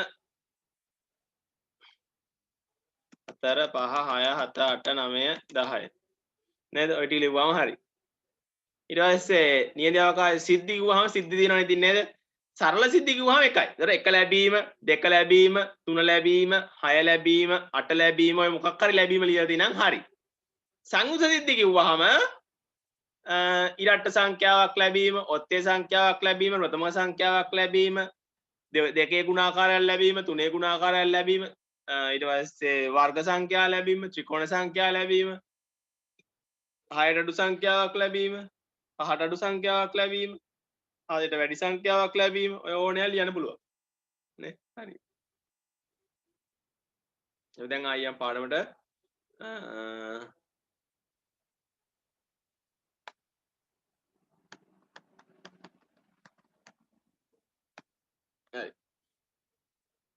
දැන් අපි කතා කරන්න පුතේ සිද්ධි දෙකක සම්භාවීතාව අතර සම්බන්ධතාව සිද්ධි දෙකක සම්භාවීතාව අතර සම්බන්ධතාව හරිද එතකොට මේක පුතේ මතක තියෙනවා කුලක සම්බන්ධතාවය. දැන් සිද්ධි කියන්නේ කුලකයක්නේ. දැන් ඔයාලට තේරුණා අර අපි ලියනකොට සූත්‍ර ලිව්වේ PA සමානයි NA වලින් NA යට උඩ NA උඩ NS යට. එහෙම ලිව්වේ. ඒතර මේ කුලක දෙයක් අතර කුලකයක් තමයි සිද්ධියක් විදිහට අපි කරලා තියෙන්නේ. නියඳ අවකාශයේ කුලකයේ අඩංගු අවයව පල්ලෙහාට ලිව්වා, උඩට ලිව්වා දාලා කුලකයට අයිති අවයව ගන්න කියන එක. සිද්ධිය කුලකයට. එතකොට මේ කුලක තමයි අපි තියෙන්නේ. එහෙනම් අපි මේක අපි මුලින් හිතනවා සිද්ධි දෙකක් ගැන කියන්නේ. A කියලා සිද්ධියක් සහ B කියලා සිද්ධියක් තියෙනවා. අපි ඒකේ මුලින්ම ලියනවා කුලක වලින් සම්බන්ධතාවය. කුලක වලින් සම්බන්ධතාවය. සම්භාවිතාව සම්බන්ධය ලියන කලින් ලියනවා කුලක වලින් සම්බන්ධතාවය. මේ තියෙන කුලක වලින්. මතකයි අපි කරා NA මේලය B සමානයි NA ධන NB ඍණ NA ඡේදන B. මේ සූත්‍රය හරි තව සූත්‍රයක් මම ඕන්නම් මේලේ සහ ඡේදනයේ එකතුව සමානයි සිද්ධීන් දෙක එකතුවට කියලා. එතකොට මේ ඍණ එක මේ පැත්තට ආවම ධන වෙනවා. හරිනේ? ඒ දෙකම පාවිච්චි කරන්න පුළුවන් කියලා කිව්වනේ. මේලේ සහ ඡේදනයේ එකතුව සමාන වෙනවා NA ධන NB ට. එහෙම මතක තියාගත්තත් කමක් නැහැ. මේක මතක තියාගන්න ඕනේ නැහැ. හරිද? ඊට පස්සේ මම ඒ සියලු මේවා NS වලින් බෙදන් යනවා. ඒ කියන්නේ බෙදීම දාන NS වලින් මත නේද? සමීකරණයක දෙපැසම එකම සංඛ්‍යාවෙන් බෙදන්න පුළුවන්. ඒ බෙදනකොට දෙපැත්තේ පද වෙන වෙනම තියෙනම් ඒ පද ඔක්කොම වෙන වෙනම බෙදන්න ඕන. එහෙනම් මේ ඔක්කොම මම වෙන වෙනම බෙදුවා. එතකොට මෙන්න මේක වෙනුවට මම ලියන්න පුළුවන් NA මේලය B කියන එක බෙදීම NS ලියන්න පුළුවන් මට PA මේලය B කියලා. ඇයි? සම්භාවිත යම්කිසි කුලකයක අවයව ගාන නියඳි අවකාශයේ අවයව ගාණයෙන් බෙදුවාම භාගයක් ලෙස ලිව්වාම ඒකට අපි කිව්වා සම්භාවිතාව කියලා. සිද්ධියක සම්භාවිතාව කියලා සූත්‍රයක් දුන්නේ. ඒකේ තියෙන්නේ මොකද්ද? උඩ තියෙන්නේ යම්කිසි කුලකයේ අයිති කුලකයේ අවයව ගාණ යට තියෙන්නේ නියඳි අවකාශයේ අවයව ගාණ. දැන් එහෙනම් මේකෙත් හරිනේ. කුලකයේ A මේලය B, A මේලය B අවයව ගාණ නියඳි අවකාශයේ ලිව්වාම යටින් ඒක වෙනවා සම්භාවිතාව. එහෙනම් A මේලය B ගේ සම්භාවිතාව සමානයි PA බෙදීම NS එක සූත්‍රයෙන් ආපු එකමයි PA NA බෙදීම NS PA වෙනවා NB බෙදීම NS PB වෙනවා NA ඡේදන B බෙදීම NS PA ඡේදන B වෙනවා. එහෙනම් මෙන්න මේක වැදගත් සූත්‍රයක්. පළවෙනි කොටස සම්භාවිතාවය ගණන් අහනවා ගොඩක් වෙලාවට අහලා දෙනවා පාස් පේපර් වල මේ සූත්‍රය පාවිච්චි කරලා හදන්න. පාස් පේපර් වාර විභාග වල ගොඩක් වෙලාවට ආව ප්‍රශ්නයක් මේක. මේ සූත්‍ර පාවිච්චි කරලා ගණන් හදන්න. හරිද? එහෙනම් මතක තියාගන්න ඕන මොකද්ද සිද්ධි දෙක සම්භාවිතාව සැලකුවාම මෙන්න මේ කුලකවල තිබිච්ච සම්බන්ධතාවයම සම්භාවිතාවටත් වළංගුයි. එතකොට මොකද උනේ කුලකවල n තිබිච්ච එක සම්භාවිතාවේ p වුණා. කුලකවල n තිබිච්ච එක සම්භාවිතාවේ p වුණා. එච්චරයි උනේ. නේද? ඒ සූත්‍රෙම තමයි. වෙනසක් උන්නේ නැහැ. හරි මේක ලියා ගන්න.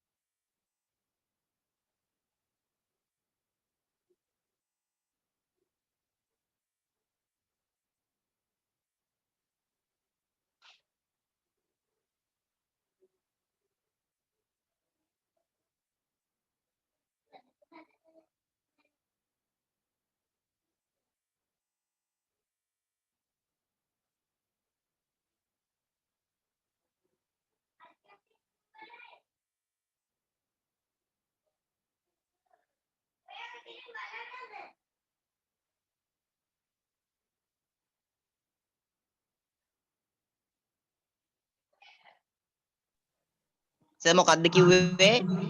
මේක ලියා ගන්න කියලා. සිද්ධ දෙක මේ සම්බන්ධතාව කියලා මේක ලියා ගන්න.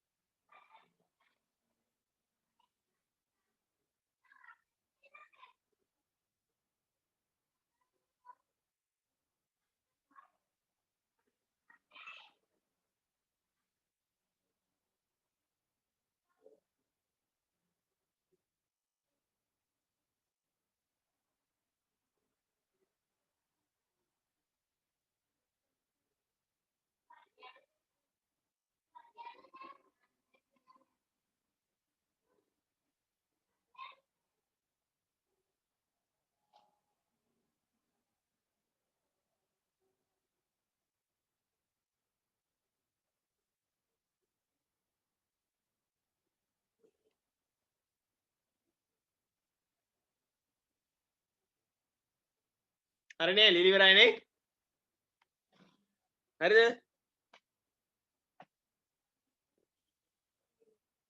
හරිනම් හරි කියලා මැසේජ් එකක් හරි දාන්න. නැත්නම් මාත් බලන් ඉන්න ඔහෙ. ලියලා ඉවරලා කියනවා. ඉවරයි කියනවා. හරි. දැන් ඉවරයිලෝ.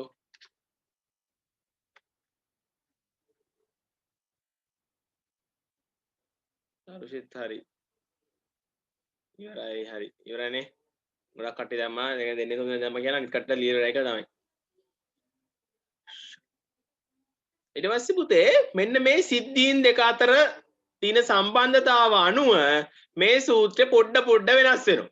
මේ සූත්‍රය පොඩ වෙනස් වෙනවා. ওই සිද්ධීන් දෙක තියෙන අතර සම්බන්ධතාවය අනුව. මේ තියෙන්නේ ඕනෑම සිද්ධීන් දෙකක සූත්‍රය. එතකොට මේක තමයි මතක තියාගන්න ඕන. ඊට පස්සේ මේක වෙනස් කරන්නේ සිද්ධිය අනුව. සිද්ධි දෙකේ වෙනස අනුව වෙනස් කරනවා. මේ තියෙන්නේ ඕනෑම සිද්ධි දෙකකට දාන්න පුළුවන් සූත්‍රයක්. ඊට පස්සේ අපි සිද්ධිය ඉගෙන ගන්න පුතේ අන්‍යෝන්‍ය වශයෙන් බහිෂ්කාර සිද්ධි කියන්නේ. අන්‍යෝන්‍ය වශයෙන් බහිෂ්කාර. ඒ කියන්නේ මොකද්ද? එකිනෙකට අන්‍යෝන්‍ය වශයෙන් දැන් දෙන්නේ අතර මෙන්න මේ අන්‍යෝන්‍ය වශයෙන් බහිෂ්කාරයි. හරිද? ඒ කියන්නේ මොකද්ද? ඒ දෙන්නා ඡේදනයක් නැහැ. දුරින් ඉන්නේ දෙන්න. අන්‍යෝන්‍ය වශයෙන් බහිෂ්කාරය දෙන්න සම්බන්ධයක් නැහැ. දුරින් ඉන්නේ. කැපෙන්නේ නැහැ කියන අදහස්. ඡේදනයක් නැහැ. හරිද? එහෙනම් අන්‍යෝන්‍ය වශයෙන් බහිෂ්කාරය කියන්නේ සිද්ධීන් දෙකක් එකිනෙකට ඡේදනය නොවේ නම් එවැනි සිද්ධීන් දෙකක් අන්‍යෝන්‍ය වශයෙන් බහිෂ්කාර සිද්ධි ලෙස සැලකනවා. ඒ කියන්නේ ඡේදනයක් නැති ඒවා. කැපෙන්නේ නැති ඒවා. හරිද? ඒ කියන්නේ ඡේදනය නැහැ කියන්නේ මොකද්ද? ඒ ඡේදනය B මේකේ තේරුම මතකයිනේ. කුලකවල කිව්වා බිඳුව හරහට කැපුවාම අභිශූන්‍යයි. ඒ කියන්නේ මොකද්ද? අවයවයක් නැහැ. එහෙනම් අවයව නැහැ කියන්නේ සම්භාවිතාවක් නැහැ. ඡේදනයේ සම්භාවිතාවක් නැහැ. අවයව තියෙන්නේ බෑ සම්භාවිතාව හොයන්න. ඒ ඉතින් හරෙන් ලියනවා නියඳි අවකාශي උඩින් ලියනවා අවයව ගන්න. ඉතින් නියඳි අවකාශයක් තිබුණට නැහැ. උඩ බිඳුව නම් බිඳුව බෙදීම ඕනෑම සංඛ්‍යාවක් බිඳුවයි. නේද? එහෙනම් ඡේදනයේ බිඳුවයි කියන්නේ ඡේදනයේහි සම්භාවිතාවත් බිඳුවයි. බිඳුව උඩින් ලියලා යටින් නියඳි අවකාශي ලියන සිරිතක් නැහැ. ඉතින් ලියලා වැඩක් නැහැ නේ. බිඳුව බෙදීම යම් කිසි සංඛ්‍යාවක් කියන්නේ බිඳුවයි. එහෙනම් මේ වචනේත් පොඩ්ඩක් වැදගත් මොකද විභාගවල දෙනවා. A හා B සිද්ධීන් අන්‍යෝන්‍ය වශයෙන් බහිෂ්කාර සිද්ධීන් වේ කියලා. එතකොට අපිට මතක් වෙන්න ඕන අන්‍යෝන්‍ය වශයෙන් බහිෂ්කාරය කියන්නේ ඡේදනයක් නැහැ කියන එක. අන්න ඒ හින්දා මේක පොඩ්ඩක් මතක තියාගන්න ඕන. කවදාවත් මතක තියාගන්න ගණන් වල අර්ථ දැක්වීම ලියන්නේ නැහැ. අන්‍යෝන්‍ය වශයෙන් බහිෂ්කාර සිද්ධීන් යනු කුමක්ද? එහෙම ලියන්නේ නැත. හැබැයි අපේ ඔළුවේ තියෙන්න ඕන මෙන්න මේක තමයි අදහස කියලා. මොකද අපිට කියනවා මෙම සිද්ධීන් දෙක අන්‍යෝන්‍ය වශයෙන් බහිෂ්කාර වේ. ඒතර ගානේ මතක් වෙන්න ඕන මේ ඡේදනයට ඉලක්කමක් ගන්න බෑ බිඳුව තමයි දාන්නේ කියලා. දැන් අර සූත්‍රෙම තමයි හැම අර සූත්‍ර ඉස්සෙල්ලා කියපු සූත්‍රේ සිද්ධි ඕනෙක් කරනේ. එතන මම මේ පල්ලෙහා ලියලා තියෙනකොට එහෙනම් අන්‍යෝන්‍ය වශයෙන් බහිෂ්කාර සිද්ධියක මොකෝ වෙන්නේ? PA මේලේ B සමාන වෙනවා PA ධන PB. අර අඩු ගන්න එක ලියන්න ඕනේ නෑ. ඇයි? අඩු ගන්න එක බිඳුවයි. ඉතින් අඩු ගන්න බිඳුව ලියන්න ඕනද? නෑ. හැබැයි ඉතින් ලිව්වත් ප්‍රශ්නයක් නෑ. අඩු කිරීම බිඳුව දැම්මම උත්තරේ එන්නේ ඒකම තමයි නේද? එතකොට වෙනම සූත්‍රයක් මතක තියාගන්න ඕනේ නෑ. මතක තියාගන්න පරණ සූත්‍රය තමයි ඕනම එකට දාන්නේ PA මේලේ B සමානයි PA ධන PB ඍණ බිඳුව මේකේ. ඇයි? ඒකේ සම්භාවිතාවක් නැති නිසා. හරි ලියන මාතෘකාව පුතේ අන්‍යෝන්‍ය වශයෙන් බහිෂ්කාර සිද්ධි කියලා ලියන්න. අන්‍යෝන්‍ය වශයෙන් බහිෂ්කාර සිද්ධි.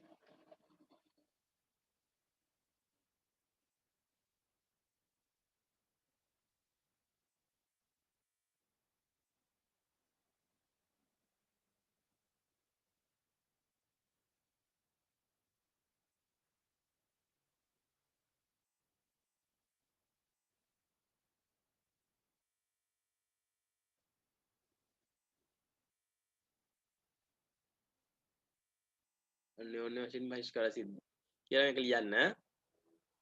පේන්නේ නැත්නම් මම කියවන්නම්. සිද්ධි දෙක එකිනෙකට ඡේදනය නොවන සිද්ධි දෙකක් නම් සිද්ධි දෙක එකිනෙකට ඡේදනය නොවන සිද්ධි දෙකක් නම් එවැනි සිද්ධි වලට එවැනි සිද්ධි වලට අන්‍යෝන්‍ය වශයෙන් බහිෂ්කාර සිද්ධියයි කියනු ලැබේ. සිද්ධි දෙක එකිනෙකට ඡේදනය වන සිද්ධීන් දෙකක් ඡේදනය නොවන සිද්ධීන් දෙකක් නම් එවැනි සිද්ධි වලට අන්‍යෝන්‍ය වශයෙන් බහිෂ්කාර සිද්ධීන් යයි කියනු ලැබේ. අන්‍යෝන්‍ය වශයෙන් බහිෂ්කාර සිද්ධීන් යන කියනු ලැබේ. ඊළඟ පේන ලියන අන්‍යෝන්‍ය වශයෙන් බහිෂ්කාර සිද්ධි ඡේදනය නොවන නිසා අන්‍යෝන්‍ය වශයෙන් බහිෂ්කාර සිද්ධි ඡේදනය නොවන නිසා අන්‍යෝන්‍ය වශයෙන් බහිෂ්කාර සිද්ධි ඡේදනය නොවන නිසා ලියන්න A ඡේදන B සමානයි අභිශූන්‍ය වේ. A ඡේදන B සමානයි අභිශූන්‍ය වේ.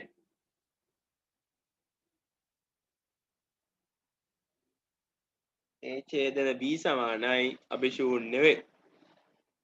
එම නිසා P A ඡේදන B සමානයි බිඳුව වේ. එම නිසා P A ඡේදන B සමානයි බිඳුව වේ. P A ඡේදන B සමානයි බිඳුව වේ.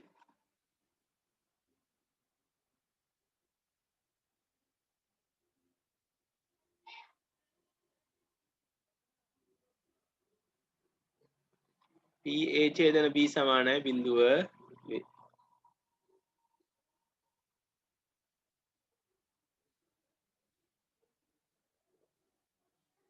P A ඡේදන B සමානයි බිඳුව වේ. එවිට කියලා බලලා ලියන්න A මේලේ B සමානයි P A ධන P B වේ. ඇයි ඡේදනය නැහැ. ඡේදනය බිඳුව. P A මේලේ B සමානයි P A ධන P B වේ.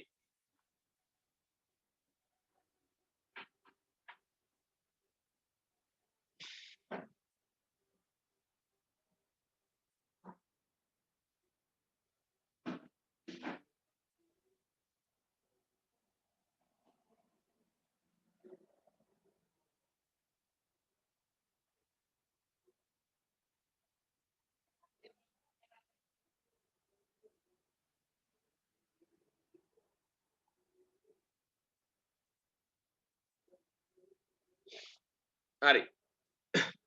ඊළඟට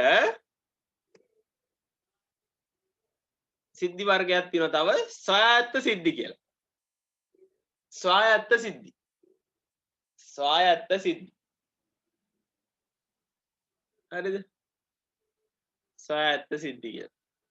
ස්වායත්තයි කියන්නේ පුතේ සිද්ධි දෙකක් සැලකුවාම ඒ දෙන්න සිදුවීම හෝ නොවීම අනිත් කෙනාට බලපෑමක් සිද්ධ වෙන්නේ නැත්තම් සිදුවීම හෝ නොවීම අනිත් කෙනාට බලපෑමක් සිද්ධ වෙන්නේ නැත්තම් ඒ වගේ සිද්ධි වලට කියනවා ස්වායත්ත සිද්ධි කියලා. සිදුවීම හෝ නොවීම අනිත් අයට බලපෑමක් සිද්ධ වෙන්නේ නැත්තම් ඒ වගේ ඒවට කියනවා මොකද්ද? ස්වායත්ත සිද්ධි කියලා. හරිද? අනු උදාහරණයක් ගන්නම් මම මෙහෙම. ධාතු කැට දෙකක් අරගෙන මං උඩ දානවා. ධාතු කැටයක කාසියු ගමුකෝ. දර පොඩක් පැහැදිලිනේ ධාතු කැටයක කාසියු ගනවා උඩ දානවා. ධාතු කැටේ උඩ දානවා වැටෙනවා ඉරට්ටේ සංඛ්‍යාව.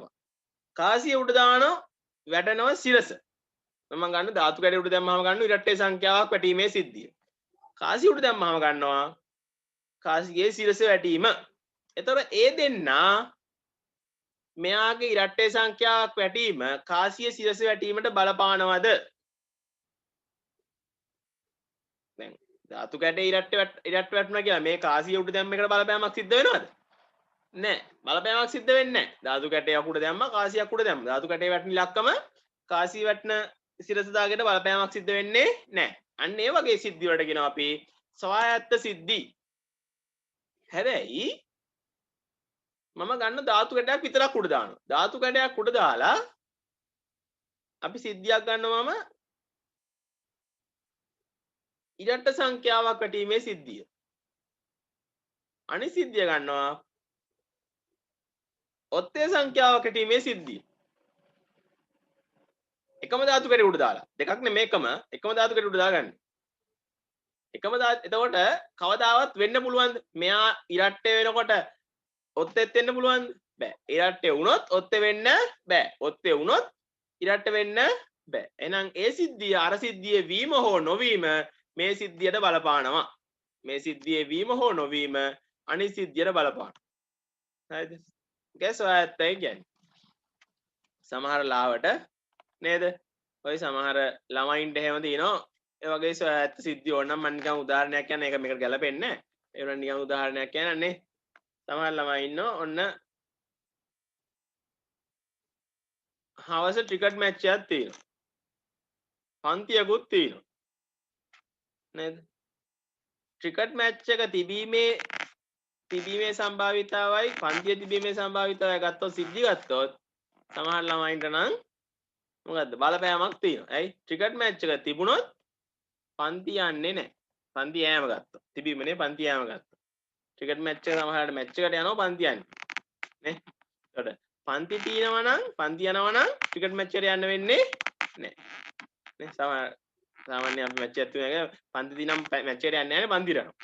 එතකොට පන්තියට යෑම සහ ක්‍රිකට් මැච් එකට යෑම කියන සිද්ධි දෙක ගත්තොත් මේකට බලපෑමක් තියෙනවා. මේක වුණොත් මේක වෙන්නේ නැහැ. මේක වුණොත් අන්න එහෙම බලපෑමක් සිද්ධ වෙනවා නම් පුතේ සිද්ධ වෙනවා නම් ඒක සොයාගත්ත නෙමෙයි.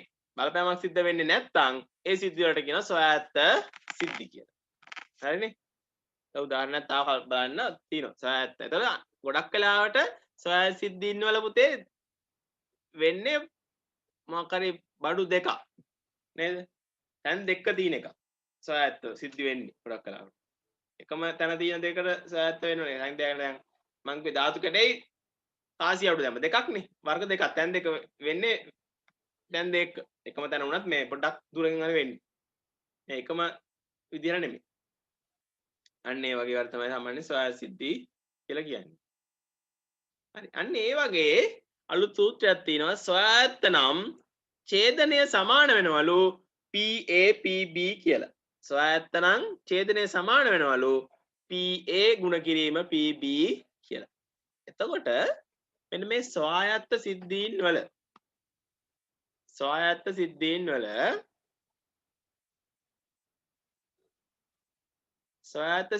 අපිට ඕන නම් මේ සූත්‍රය පරණ සූත්‍රය වෙනස් කරලා දෙන්න පුළුවන් මට. මේක ඉතින් වෙනස් කර එහෙම සූත්‍ර වෙනස් කරන්න ඕනේ නැහැ. ඒක මං ලිව්වේ නැහැ. නෝට් මේකේ ඕන නම් මට වෙනස් කරලා දෙන්න පුළුවන්. ස්වායත්ත සිද්ධීන් වල. කොහොමද වෙනස් වෙන්නේ? මෙන්න මේ ලොකු සූත්‍ර වෙනස් කරන්න පුළුවන් ඕන. කොහොමද ඒක වෙනස් වෙන්නේ? දැන් ඔයාලට තේරෙනවා. දැන් ඔයාලා ගණන් හදලා පුරුද්ද තිනකොට මේ සූත්‍ර වෙනස් වෙන්නට තේරෙනවා. මෙතන තියෙනවා PA ඡේදන B එකක් තියෙනවා. එහෙනම් එයා වෙනුවට මොකක්ද දාන්න පුළුවන්? මට මෙන්න මේ PAB කියන දෙන්න අරගෙන ඇවිල්ලා මෙන්න මෙතෙන්ට මෙයා වෙනුවට දාන්න පුළුවන්. නේද? ඔන්න ඔහොම වෙනස් කරන්න පුළුවන් ඕන්න. PA මේලේ B සමාන එහෙනම් PA ධන PB ඍණ PA ගුණ කිරීම PB වෙනවා. එතන මේ වගේ ගණන් වල පුතේ ගණන් දෙනකොට අපිට කියනවා A හා B සිද්ධීන් දෙක ස්වායත්ත නම් PA මේලය B සොයන්න. බණ ගණනක් දුන්නාම A හා B ස්වායත්ත නම් PA මේලය B සොයන්න. එතකොට අපිට ඡේදනය දෙන්න ඕනද? PA PB දුන්නාම ඇති නේද? සමහර ළමයි එහෙම දුන්නාම අපිට ඇවිල්ලා කියනවා සර් මේකේ දත්ත මදි. ඡේදනය දීලා නැහැනේ අපිට ඡේදනය හොයන්න. ඒතර එල්ට එකපාරට මතක් වෙන්නේ සොයාත්ත කියන වචනේ මතක් වෙන්නේ නැහැ. සිද්ධි දෙකක්. ඒතර PA මේලය B සමානයි PA ධන PB ඍණ PA ඡේදන B කියන සූත්‍රය මතක් වෙනවා. මතක් වුණාට සොයාත්ත කියන වචනේ තේරුම් මතක් වෙලා නැහැ. ඒතර ඡේදනය දුන්නේ නැහැ දීලා නැහැ කියලා දත්ත මදි කියලා අහනවා. එහෙනම් මතක තියාගන්න මේ සොයාත්ත වචන දුන්නොත් විභාගෙදී ඒක ඡේදනය වෙනුවට අපිට ආදේශ කරන්න පුළුවන් මොකද්ද? PA PB කියන එක. PA ගුණ කිරීම PB තමයි මේ තියෙන්නේ. එතන තියෙන ගුණ කිරීම. PA ගුණ කිරීම PB. හරිනේ? හරි මේක ලියන්න.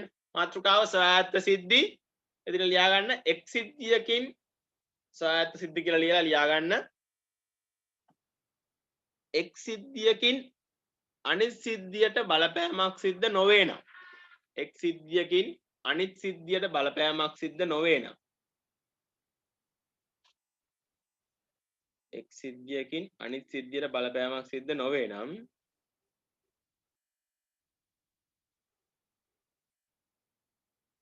එක් සිද්ධියකින් අනිත් සිද්ධියට බලපෑමක් සිද්ධ නොවේ නම්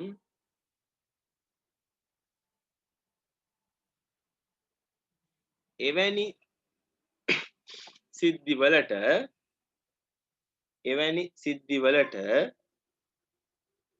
ස්වායත්ත සිද්ධියයි කියනු ලැබේ. එවැනි සිද්ධිවලට ස්වායත්ත සිද්ධියයි කියනු ලැබේ. එවැනි සිද්ධිවලට ස්වායත්ත සිද්ධියයි කියනු ලැබේ. ඊට පස්සේ ලියන්න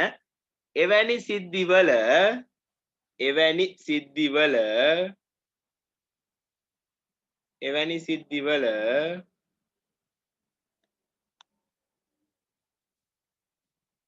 මේ දෙවෙනි පෙළිය දෙන PA ඡේදන B සමානයි PA ගුණ කිරීම PB වේ.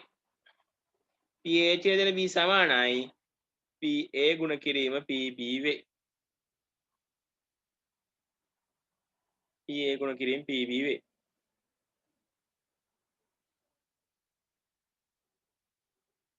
PA ඡේදනය B සමානයි PA ගුණ කිරීම PB වේ.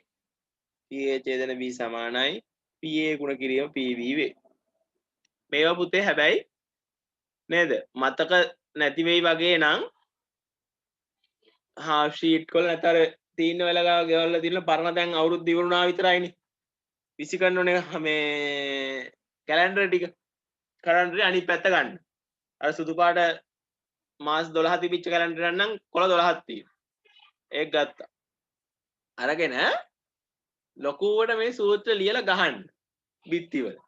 බිත්තිය ගහන්න, සිවිලිමේ ගහන්න, ඔය පේන තැන්වල ගහන්න. එතකොට මතක තියෙනවා. නේද? සාමාන්‍යයෙන් මිනිස්සෙකුට වැඩියෙන්ම දකින්න දේවල් හොඳට මතක තියෙනවලු. නිකන් ඔයාලා උදාහරණයක් කල්පනා කරලා බලන්න. ඔයාලට හැමදාම දකින්න මිනිස්සෙක්ගේ මූණ අමතක වෙන්නේ නැහනේ. හැබැයි එක දවසක් දැකපු මිනිස්සෙක්ගේ මූණ ඊළඟ දවස් මාසයක් දෙකක් ගියාම මොකෝ වෙන්නේ? ඒ මූණ එච්චර ලොකු මතකයක් නෑ ඔළුවේ.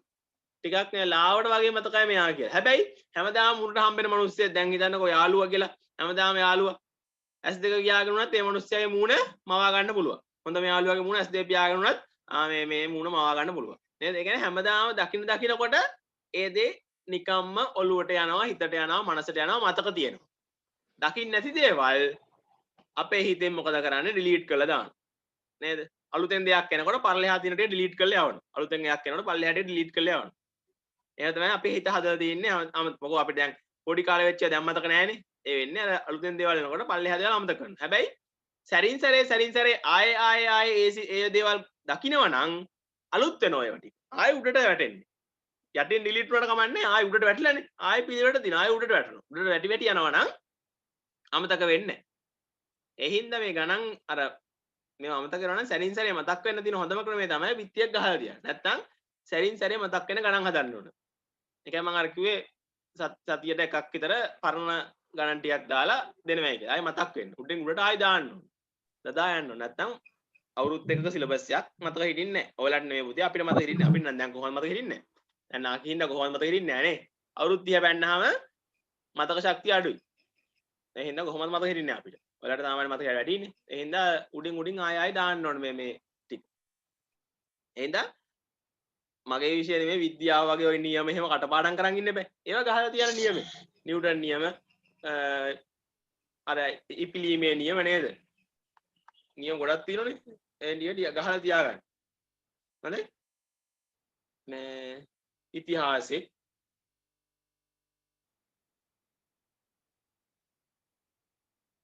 හරි. මේ ඊළඟ ලියන්න ඊළඟ අන්තිම පේලේ අපි ලිව්වේ නෑ.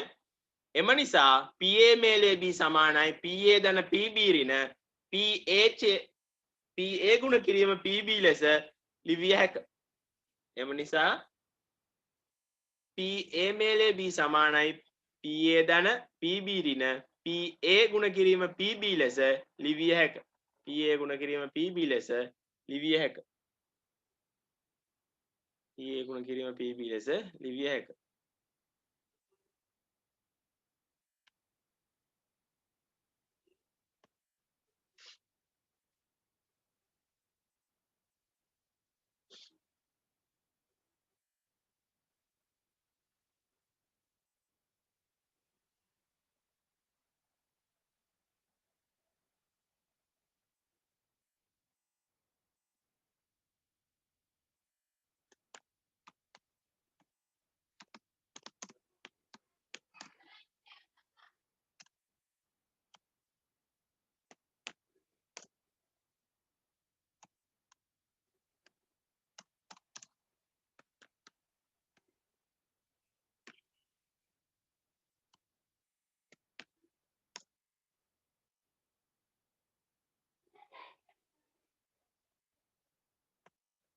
හරි නේද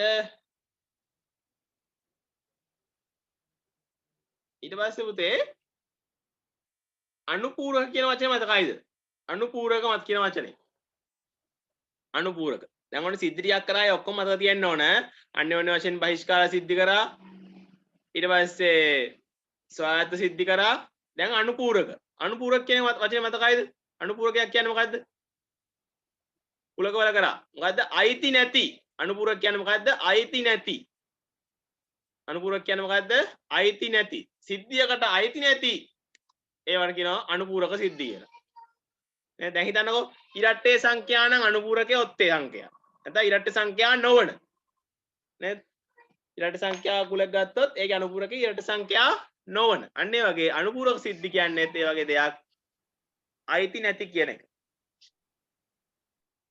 හරිද එතකොට පුතේ මෙන්න මේ අනුපූරක සිද්ධිවල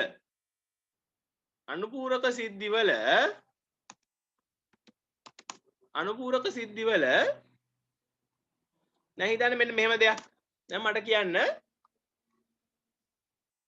ධාතු කැටයක් උඩ දානවා ධාතු කැටයක් උඩ දැම්මහම ඉරට්ටේ සංඛ්‍යාවක් ලැබීමේ සිද්ධිය හෝ ඉරට්ටේ සංඛ්‍යාවක් නොලැබීමේ සිද්ධියේ සම්භාවිතාව කීයද ඉරට්ටේ සංඛ්‍යාවක් ලැබීමේ සිද්ධිය හෝ ඉරට්ටේ සංඛ්‍යාවක් නොලැබීමේ සිද්ධියේ සම්භාවිතාව කීයද දෙකෙන් එකයි මොකද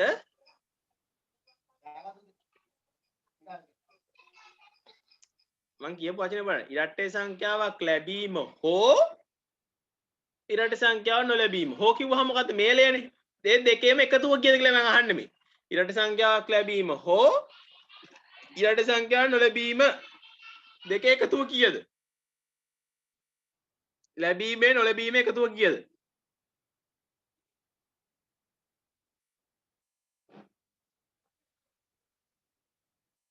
ඒක තේරෙන්නේ නැත්නම් තායක් අහන්න හෙට උදේට ඉර පෑයීම හෝ ඉර නොපෑයීමේ ඒක ඉර මොහොත් පායන්නේ නැහැනේ ඒක වැඩන්නේ මේ වගේ දන්නකෝ දැන් අපි ඔන්න කාසියක් උඩ දානවා කාසියක් ගමු කාසියක් උඩ දානවා සිරස වැටීම හෝ සිරස නොවැටීමේ සම්භාවිතාව කීයද සිරස වැටීම හෝ සිරස නොවැටීමේ සම්භාවිතාව කීයද කීයද වෙන්නේ පුතේ මං කිව්වා සම්භාවිතාව අනිවාර්යෙන් සිද්ධ වෙනවා නම් ඒක එකයි කියලා නේද අනිවාර්යෙන් සිද්ධ වෙනවා නම් ඒක එකයි කිව්වා එතකොට දැන් අර ඉස්සෙල්ලා කියපු එක ඉරට්ටේ සංඛ්‍යාවක් වීම හෝ නොවීම වෙන ඉලක්කම් තියනවද ඔකේ එක්ක ඉරට්ටේ සංඛ්‍යාවක් එක්ක නොවීම ඉතින් ඕක අනිවාර්යෙන් සිද්ධ වෙනවනේ ඒ දෙකතුව වීමක් සහ නොවීමක් එතකොට සිරස වැටීම හෝ නොවැටීම ආසියක් උඩ දැම්මම එක්ක සිරස එක්ක වගේ වැටෙනවා එතකොට සිරස වැටෙනවා නැත්තම් සිරස වැටෙන්නේ නැහැ නේද අරකට එක්කෝ ඉරට්ට සංඛ්‍යාවක් වැටෙනවා එක්ක ඉරට්ට සංඛ්‍යාවක් වැටෙන්නේ නැහැ මතක තියාගන්න යම් කිසි සිද්ධියක වීම හෝ නොවීම එකතුව එකක් වෙනවා වීම හෝ නොවීම එකතුව එකක් වෙනවා හරිද ඕනෑම සිද්ධියක දැන් හිතන්න ඔන්න අපි 11 වෙනිදා ඉස්කෝලේ යාම සහ නොයාම ගන්න. එතකොට එක සිද්ධියක් ගන්න ඉස්කෝලේ යාම අනිත් සිද්ධිය ගන්න ඒකේදී අනුපූරකේ නොයෑම. යාම නම් අනිවාර්යෙන් ඒකේ විරුද්ධ එක බෑ නොයෑමනේ අනුපූරක කියන්නේ. නොවීමනේ. නොයෑම. ඒක සිද්ධ වෙනවද? එක්කෝ යනෝ එක්කෝ යන්නේ නැහැ. ඔය දෙකෙන් එකක් අමතරව වෙන සිද්ධි තියනවද? වෙන දෙයක් වෙන්න පුළුවන්ද ඔකේ? බෑ. එහෙනම් අනිවාර්යයෙන්ම එක්කෝ යන්නේ නැහැ එක්කෝ යනෝ. එතකොට සම්භාවිතාව එකයි. යාම හා නොයෑම කියන එක එකතුව සම්භාවිතාව එකයි. ඒ දෙකේ සම්භාවිතාව සම්පූර්ණ එකක් හැදෙන්න ඕන. එහෙනම් මතක තියාගන්න අනුපූරක සිද්ධිය සහ අනිත් සිද්ධිය අනුපූරකයට අයිති වෙන සිද්ධිය දෙකේ එකතුව සම්පූර්ණ එකක් වෙනවා. හරිද? ලියන මාතෘකාව අනුපූරක සිද්ධි. අනුපූරක සිද්ධි.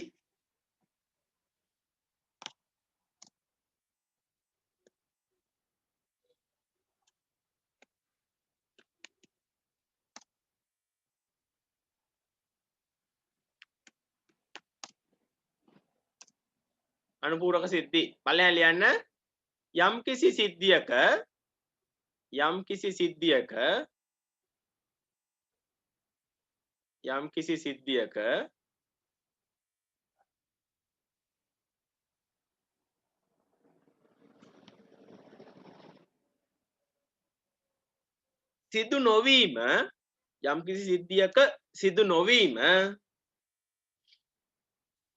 සිද්ධියක සිදු නොවීම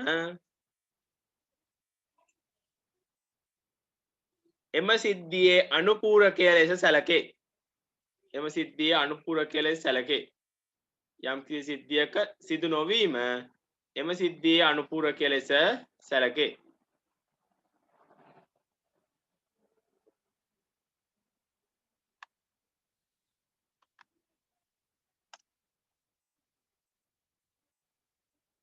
සංකේත ලියලා තියා ඔන්නේ සමහරවල් මතක නැතුව දෙන්නේ. නේද? සංකේතේ ඒ නම් සිද්ධියක් සැලකූ විට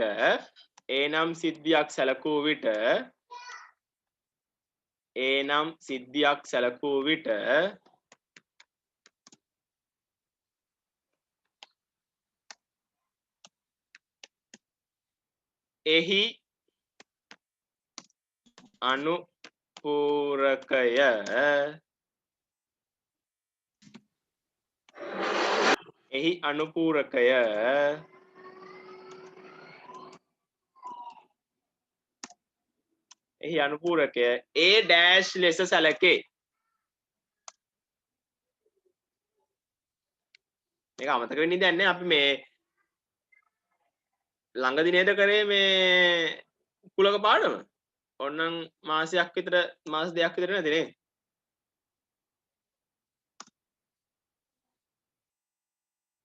එනම් සිද්ධියක් සැලකුව විට ඒ අනුපූරකය ඒ ඩෑෂ් ලෙස සැලකේ. නේද? ඒ ඩෑෂ් කියලා කියන්නේ මොකද්ද එහෙනම්? සිද්ධියක අනුපූරකයේ සංකේතය.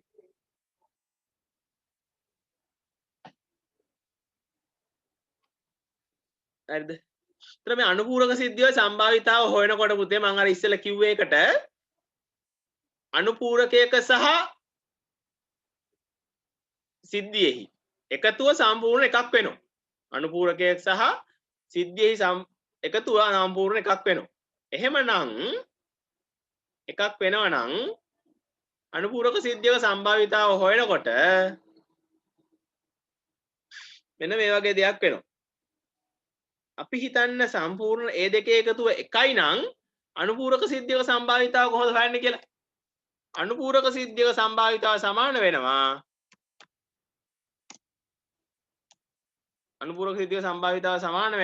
එකෙන් අඩු කරනවා අදාළ සිද්ධියෙහි සම්භාවිතාව. ඇයි? දෙකේ එකතුව එකයි. දෙකේම එකතුව එකයි. එහෙනම් අපිට එකක් නම් හොයන්න ඕන. අපි මොකද කරන්නේ?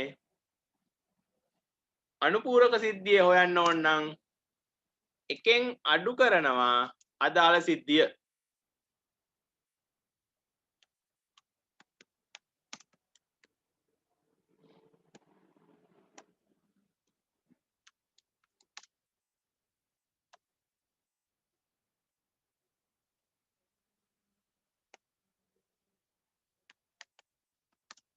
හරිද?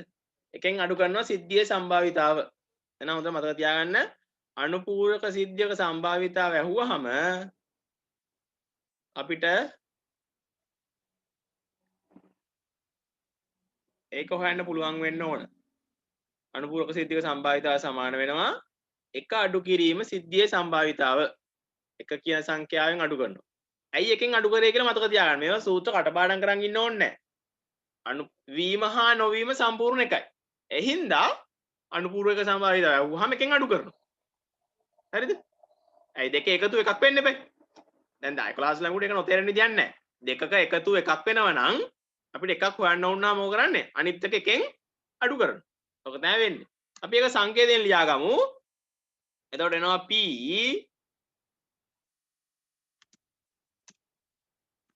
A dash PA dash සමාන වෙනවා මොකද්ද එක අඩු කිරීම PA ට හරිද PA dash සමාන වෙනවා එක අඩු කිරීම PA ට එහෙනම් මොකද්ද අනුපූරක සිද්ධියෙහි සම්භාවිතාව සමානයි එකෙන් අඩු කරනවා අදාළ සිද්ධියේ සම්භාවිතාව නේද හරි ඔය ගාල ලියාගන්න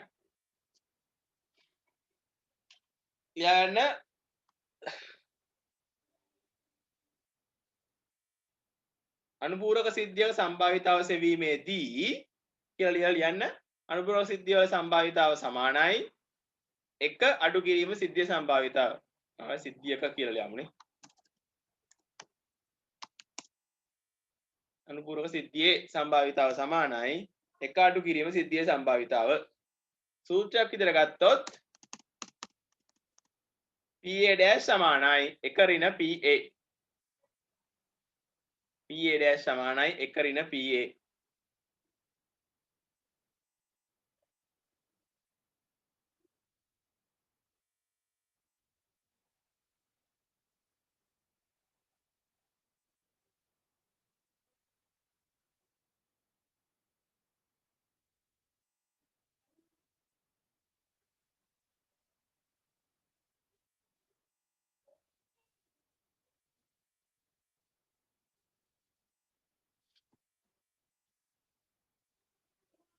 අනුපූරක සිද්ධියක සම්භාවිතාව සමානයි එක ඍණ සිද්ධියක සම්භාවිතාව සූත්‍රය ලියුවොත් PA dash සමානයි එක ඍණ PA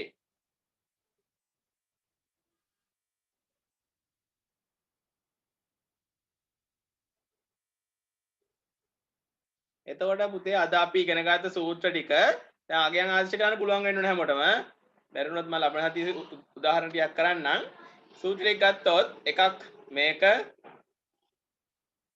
නේද සූත්‍ර කරපුව ගත්තොත් එකක් මේක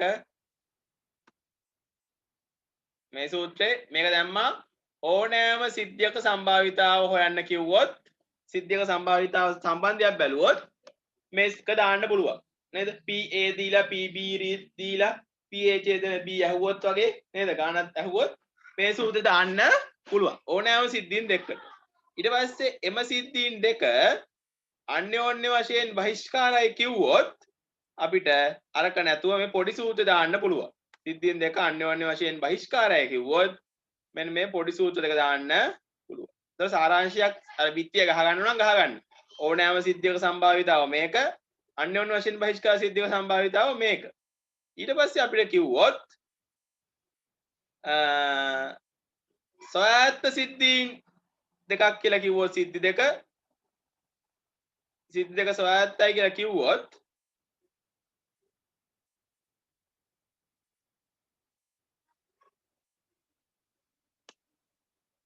නේද සිද්ධි දෙක ස්වයත්තයි කියලා කිව්වොත් අපිට මෙන්න මේක දාන්න පුළුවන් ඊට අමතරව අර උඩ තියෙන සූත්‍ර වෙනස් කරගන්න පුළුවන් අපිට මෙන්න මේ විදියට නේද උඩ තියෙන සූත්‍ර වෙනස් කරගන්න පුළුවන් මෙන්න මේ විදියට ස්වායත්ත සිද්ධීන් දෙකක් නම් නේද වෙනස් වෙන්න පුළුවන් ඊට පස්සේ අනුපූරක සිද්ධියක් ගැන කතා කරොත් අපිට අනුපූරක සිද්ධියක සම්භාවිතාව සම්බන්ධව ගානක් තිබුණොත් පාවිච්චි කරන්න පුළුවන් මෙන්න මේ සූත්‍රය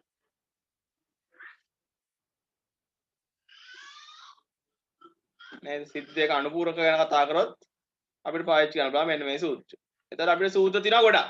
හැබැයි මේ ගොඩක් වගේ දැක්කට පුතේ සූත්‍ර එකම සූත්‍රය තමයි උඩ ටිකේ වෙනස් වෙන්නේ. මෙන්න මේක පොඩ්ඩක් වෙනස්. නේද? සාරාංශයක් විතර ඔක නිකන් බෝඩ් එකේ මේ කොලයක ලියලා ගහලා තියාගන්න. මෙන්න මේ සූත්‍රෙම තමයි මෙතෙන්ට වෙනස් තුනේ මේක නැති වුණා. නේද? ඊට පස්සේ මේක ඉගෙන ගත්තා මෙතෙන්ට ආවා ඒ වෙනුවට. ඡේදන වෙනුවට ඒක ආවා මෙතෙන්ට. මේක ඇල්ල ආවා මෙතෙන්ට. නේද? ඊට පස්සේ අනුපූරකයක මතක තියාගන්න ලේසි. වීමක් හා නොවීමක් අනිවාර්යෙන් සිද්ධ වෙන්න ඕන. අනිවාර්යෙන් සිද්ධ වෙනවා නම් සම්භාවිතාව එකයි නේද? වීම හා නොවීම අනිවාර්යෙන් සිද්ධ වෙනවා. එක්ක වෙනවා එක්ක වෙන්නේ නැහැ. ඉතින් වෙන්නේ අනිවාර්ය වෙන මොකුත් වෙන්න බෑනේ. ඒතකොට සම්පූර්ණ එකයි. වීම හා නොවීම එකදෝ සම්පූර්ණ එකයි. ඒ හින්දා නොවීමක් ගැන අහුව ගමන් අපිට නොවීම හොයන්න පුළුවන් එකෙන් වීම අඩු කරාම. වීම ඇහුවොත් ඕනනම් එක අඩු කිරීම නොවීමෙන් වීම හොයන්නත් පුළුවන්. හරිද? වීම හා නොවීම. පූරක මේ අනුපූරක සිද්ධි වලදී. හරිද? ඒ සූත්‍ර භාවිතා කරන්න පුළුවන්. එහෙනම් මෙන්න මේ සූත්‍ර ටික පාවිච්චි කරලා ගණන් හදන්න පුළුවන්. ඒ විදිය ගණන් ටිකක් පුතේ තියෙනවා මගේ ටියුට් එකේ. ටියුට් එකේ මම දීලා තියෙනවා මේ විදිය ගණන් ටිකක්. මම හිතන්නේ 3 වෙනි 4 වෙනි ගානෙන් පස්සේ 5 6 ගණන් දෙක දීලා තියෙන මේ විදිය ගණන් දෙකක්. ඒ පිටුවම කරන්න පුළුවන් දැන්. 1 2 3 3 කරා අපි කරා. දෙක කරේ 1 3 4 5 6 ටිකම කරන්න පුළුවන්. ඉලක්කම් ටිකක් දීලා සූත්‍රය දාලා හොයන්න තියෙන්නේ මේ ටික. ඊට පස්සේ මම අනුපූරක කතාවක් දාපු ගානකුත් තියෙනවද මගේ? නෑ ඒකේ මම තව ගණන් අනිවාර්යයෙන් බහිස්කාර කරන්නම් මම දීලා තිනවා. මේ ස්වායත්ත සිද්ධීන් වල ගානක් දාලා නැහැ. නේ. ඒ වුණොත් ඒ ගාන පස්සේ අපි හදමු. ලබන හතියේ